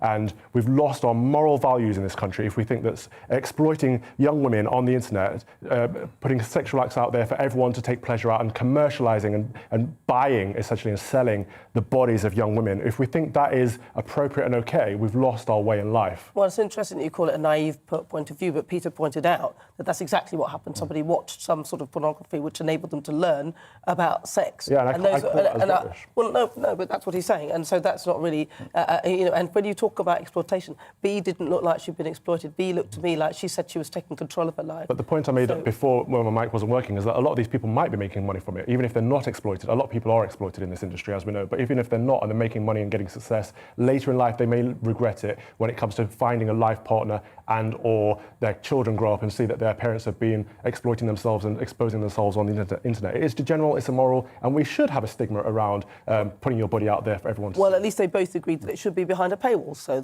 there's that anyway. Well, now it's time for something a little bit different. It's my quick fire quiz. I've got 5 topical news questions with my panellists going head to head. They've each got a buzzer. Press your buzzers, please, so I can have a listen. That's very good. Lovely, lovely, jubbly, you see. Those are the sounds. The first person who buzzes in gets to answer the question. If you get it wrong, it's open to the others. You must buzz. If you do not buzz, then you will lose. You can't buzz in anymore. That's the end of it. I'm just making these rules up as I go along. So let's do the first question then. So Hermes delivery staff were captured on camera this week doing what? Was it A, drinking on the job? Was it B, throwing parcels out with waste? Or C, throwing parcels against the delivery depot wall? Who's that? That's me. I'm going to go with C, throwing parcels against the wall. Sounds like the kind of thing Hermes would do. Yes, you were absolutely right. It is C. They were throwing parcels against the wall. I thought we had a little picture of it as well. The Times newspaper shared images of a Hermes driver unit in High Wycombe, which showed workers hurling packages across the road. Sadly, we don't know those images. I'd love to have seen them. Let's see what my panel make of that as well. Lots of us are online shopping these days. Have you ever had any delivery nightmares? I'll start with you, Janice. I haven't had delivery nightmares. Do you know what I am always absolutely amazed at? The packaging. So you order something very, very small and it comes in a huge box. Yeah, I suppose that's to protect it from being thrown against the wall, maybe. Peter? Well, my partner's a big Mariah Carey fan. I love Mariah Carey. And he, not long ago, ordered a particular vinyl, and it had to be redelivered 5 times to get an undamaged copy. Really? Wow. 4 copies were damaged, had to be sent back. Probably delivery people throwing them across the room. Possibly. Very likely. Kelvin? I've also ordered some vinyl online for my mother, actually. It's difficult to get vinyl packaged and sent, isn't it? Because it just goes bendy, and once it's bent, you can't play it. So, yeah, probably the same as you, Peter. Well, I can tell you now, toys. If you order any toys, in particular toy cars, get those cars out of the box. You have to have a screwdriver, it's round and round, and this and that and the other. Yeah. They're the worst things. Nothing happens to them. They're fine. They're toys, and they're the ones that can actually take the pain if they are thrown. Right, so question number 2. Christianity is on track to become a minority religion in this country, but what percentage of the population are still part of the church? Is it A, 51%, is it B, 54%, or is it C, 50.3%? Peter? I think it's 51%. You think it's 51%? But they're all very similar. He's absolutely right. It's 51%. I'd expect Calvin to have got that. You didn't get it. You didn't even buzz in. No, I didn't. I thought I'd give you a quick chance. Do you know why he didn't buzz in? Because he knew that if he got it wrong, it would look really bad. No, I thought it was 5%. Did you really? Yeah. But church attendance is only about 8%. Yeah, exactly. Yeah. How important is religion, though, Calvin, to you in your life? It's the most important thing in my life. Is it? Yeah. It's what guides every decision I make, or at least it should be what guides every decision I make, and everything I talk about on here. Yeah. What about you, We're actually having this discussion just during the break. We are a Christian country, and isn't it funny how sometimes you feel Christians being persecuted for wearing a cross in a Christian country? Well, they wanted to get rid of the word Christmas, didn't they? Well, it's just madness. Yeah. How important is religion to you? I don't think anybody was persecuted for wearing a cross. I think some employers have a policy of no religious or political symbols, and that applies across the board. But to me, I would always be on the tolerance side. I think people who've got a faith should be allowed to wear a cross. Yeah, I don't see the point. There are many instances, places where you will be very happy to wear a hijab and they'll not say a word, but if you wear a cross, they will punish you for it and tell you not to. So there are places that don't treat people equally based on their religion in this country, unfortunately. Right, question 3. What does TV adventurer Bear Grylls regret doing? Make sure you're answering these at home as well. Is it A, eating sheep's eyeballs? Is it B, killing a wild animal on TV? Or is it C, drinking elephant... Oh, gosh, that was difficult. I think that might have been Janice. That was Janice. It was Janice. It's Janice, you're in. Is it drinking the elephant dung? No, it's the wrong answer. Yes? B, killing an animal on a... Yeah, it's very good. Yes, it was B. You're not reading the answers, are you, Peter? No. Peter, I knew. Peter. Very good. I hope somebody's totting out the points there, because we've got a little leaderboard as well. Yes, you're absolutely right. So what do you think, then? I'm going to ask... He admitted that way too many animals were killed in the name of survival on his early television shows. He killed creatures, including rabbits, frogs and snakes, amongst others. Is it ever OK to kill the wild animal on TV, Janice? Do you think it's OK? Depends the purpose. I kind of feel like shows, I'm a Celebrity being a good example, how animals are treated, and they're trying to be careful to not seeing that they're abusing animals. In the sake of, if it was a real survival situation, fine. If it's the sake of entertainment, it's questionable. Calvin? If he wants to eat it, no problem. Yeah. Killing animals on TV? I would say killing animals full stop is wrong. You know, really? They are living, sentient creatures. They've got feelings, they feel pain. So why would we do that? Well, if you're hungry... Because they taste good. Well... Some of them taste really good. Some of them taste real good. Maybe, but how about a superior civilization came to Earth and thought, oh, these humans taste good. We wouldn't like being eaten by some aliens, would we? Well, no, we'd fight back. We used to eat ourselves, didn't we? We used to cannibals and stuff like that. We weren't too worried about that. Let's go to question number 4.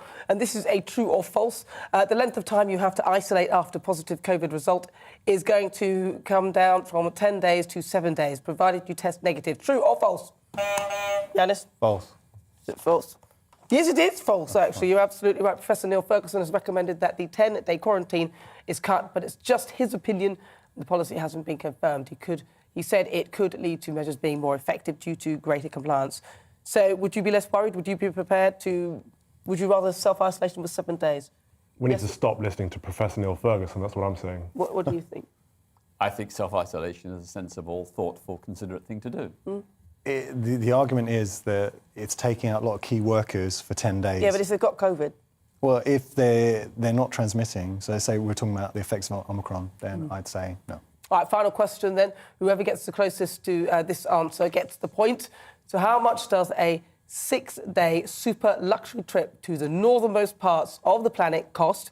And I'll give you a clue, it is in the millions. Somebody buzzed in. That sounds like... 6 million. 6 million? What do you think, Janice? 3 million? 3 million? 1.5. 1.5. You didn't buzz, Janice, so unfortunately you've been 3 million. excluded from this. 3 It's too million. late. Pedants. Sorry about that. I don't mean to be picky and pathetic and petty, but I enjoy it. Well, actually, Calvin, you are the winner because it was actually £15.3 million. For 6 days? Yes, the I get it. The trip was I'll go to organised. No, they could do, Skeggy, yeah. The trip was organised by a London travel company, which features private jet travel, dinner with famous explorers and a super yacht ride on top of all of that. So what's the best holiday you've ever been on? You start first, Janice. Best holiday? It would be Mexico, honeymoon. On a honeymoon in Mexico? Yeah. You lucky to, you have to That's say nice. that, your wife's watching. What best holiday ever? Trekking to the Angel Falls in Venezuela. Oh, that's good. Beat that, Calvin. Either Clondidnu with my mother and my sister, or actually... No, I said beat that. No, probably Skeggy with my grandparents. Is it? Oh, I Skeggy love holiday with my that. grandparents. I love that. My best Memories. holiday was in the Maldives. Oh, it was lovely. It was. I went with the partner. I paid for it. Never mind. It was lovely. It was a lovely holiday. I'm not bitter. He had a great time. He had a great time. No, I'm joking. Yeah, no, it was a very good holiday. If you ever get a chance, Maldives, but, you know, these days no one's going anywhere anyway. I'm quite enjoying being in the UK. Well, listen, I've got to say... sun. Well, there's no sun anyway, but hey, who cares? Listen, on today's show, we've been asking, should porn be behind a paywall? And according to our Twitter poll, and it's very tight, 49% of you say yes, and 51% of you say no. Wow. Well, listen, I am back tomorrow between 4 and 6 o'clock. Thank you so much to my fabulous panel. Janice Morgan, thank you very much. Thank you. Calvin Robinson as well, joining me, thank you very much. And, of course, Peter Tatchell, who came through for us at the end there. But he didn't come through for the quiz because Calvin was the winner of the quiz. I won one. Finally. It's because Leo's not here. That's Yeah, why. exactly. That's because other people aren't here to take it away. Anybody else will win other than you. I'm joking, Calvin. Well done. Thank you so much.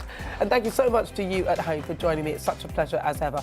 I will be back tomorrow. It's Sunday from 4, but now it's time to get an update with the weather.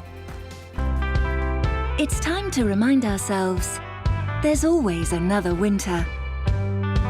Canary Islands sponsors the weather. Looking ahead to this evening's weather, and the UK is looking rather cloudy for many, although there will be some clear spells around. Let's take a look at the details. Zooming into the southwest, and although it will be dry, there'll be plenty of cold around, although parts of Devon and Cornwall will see some clearer skies at times.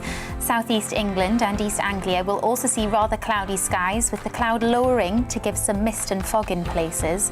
Western Wales will have a largely clear but chilly evening, whereas further east it'll be cloudy, with cloud breaks limited.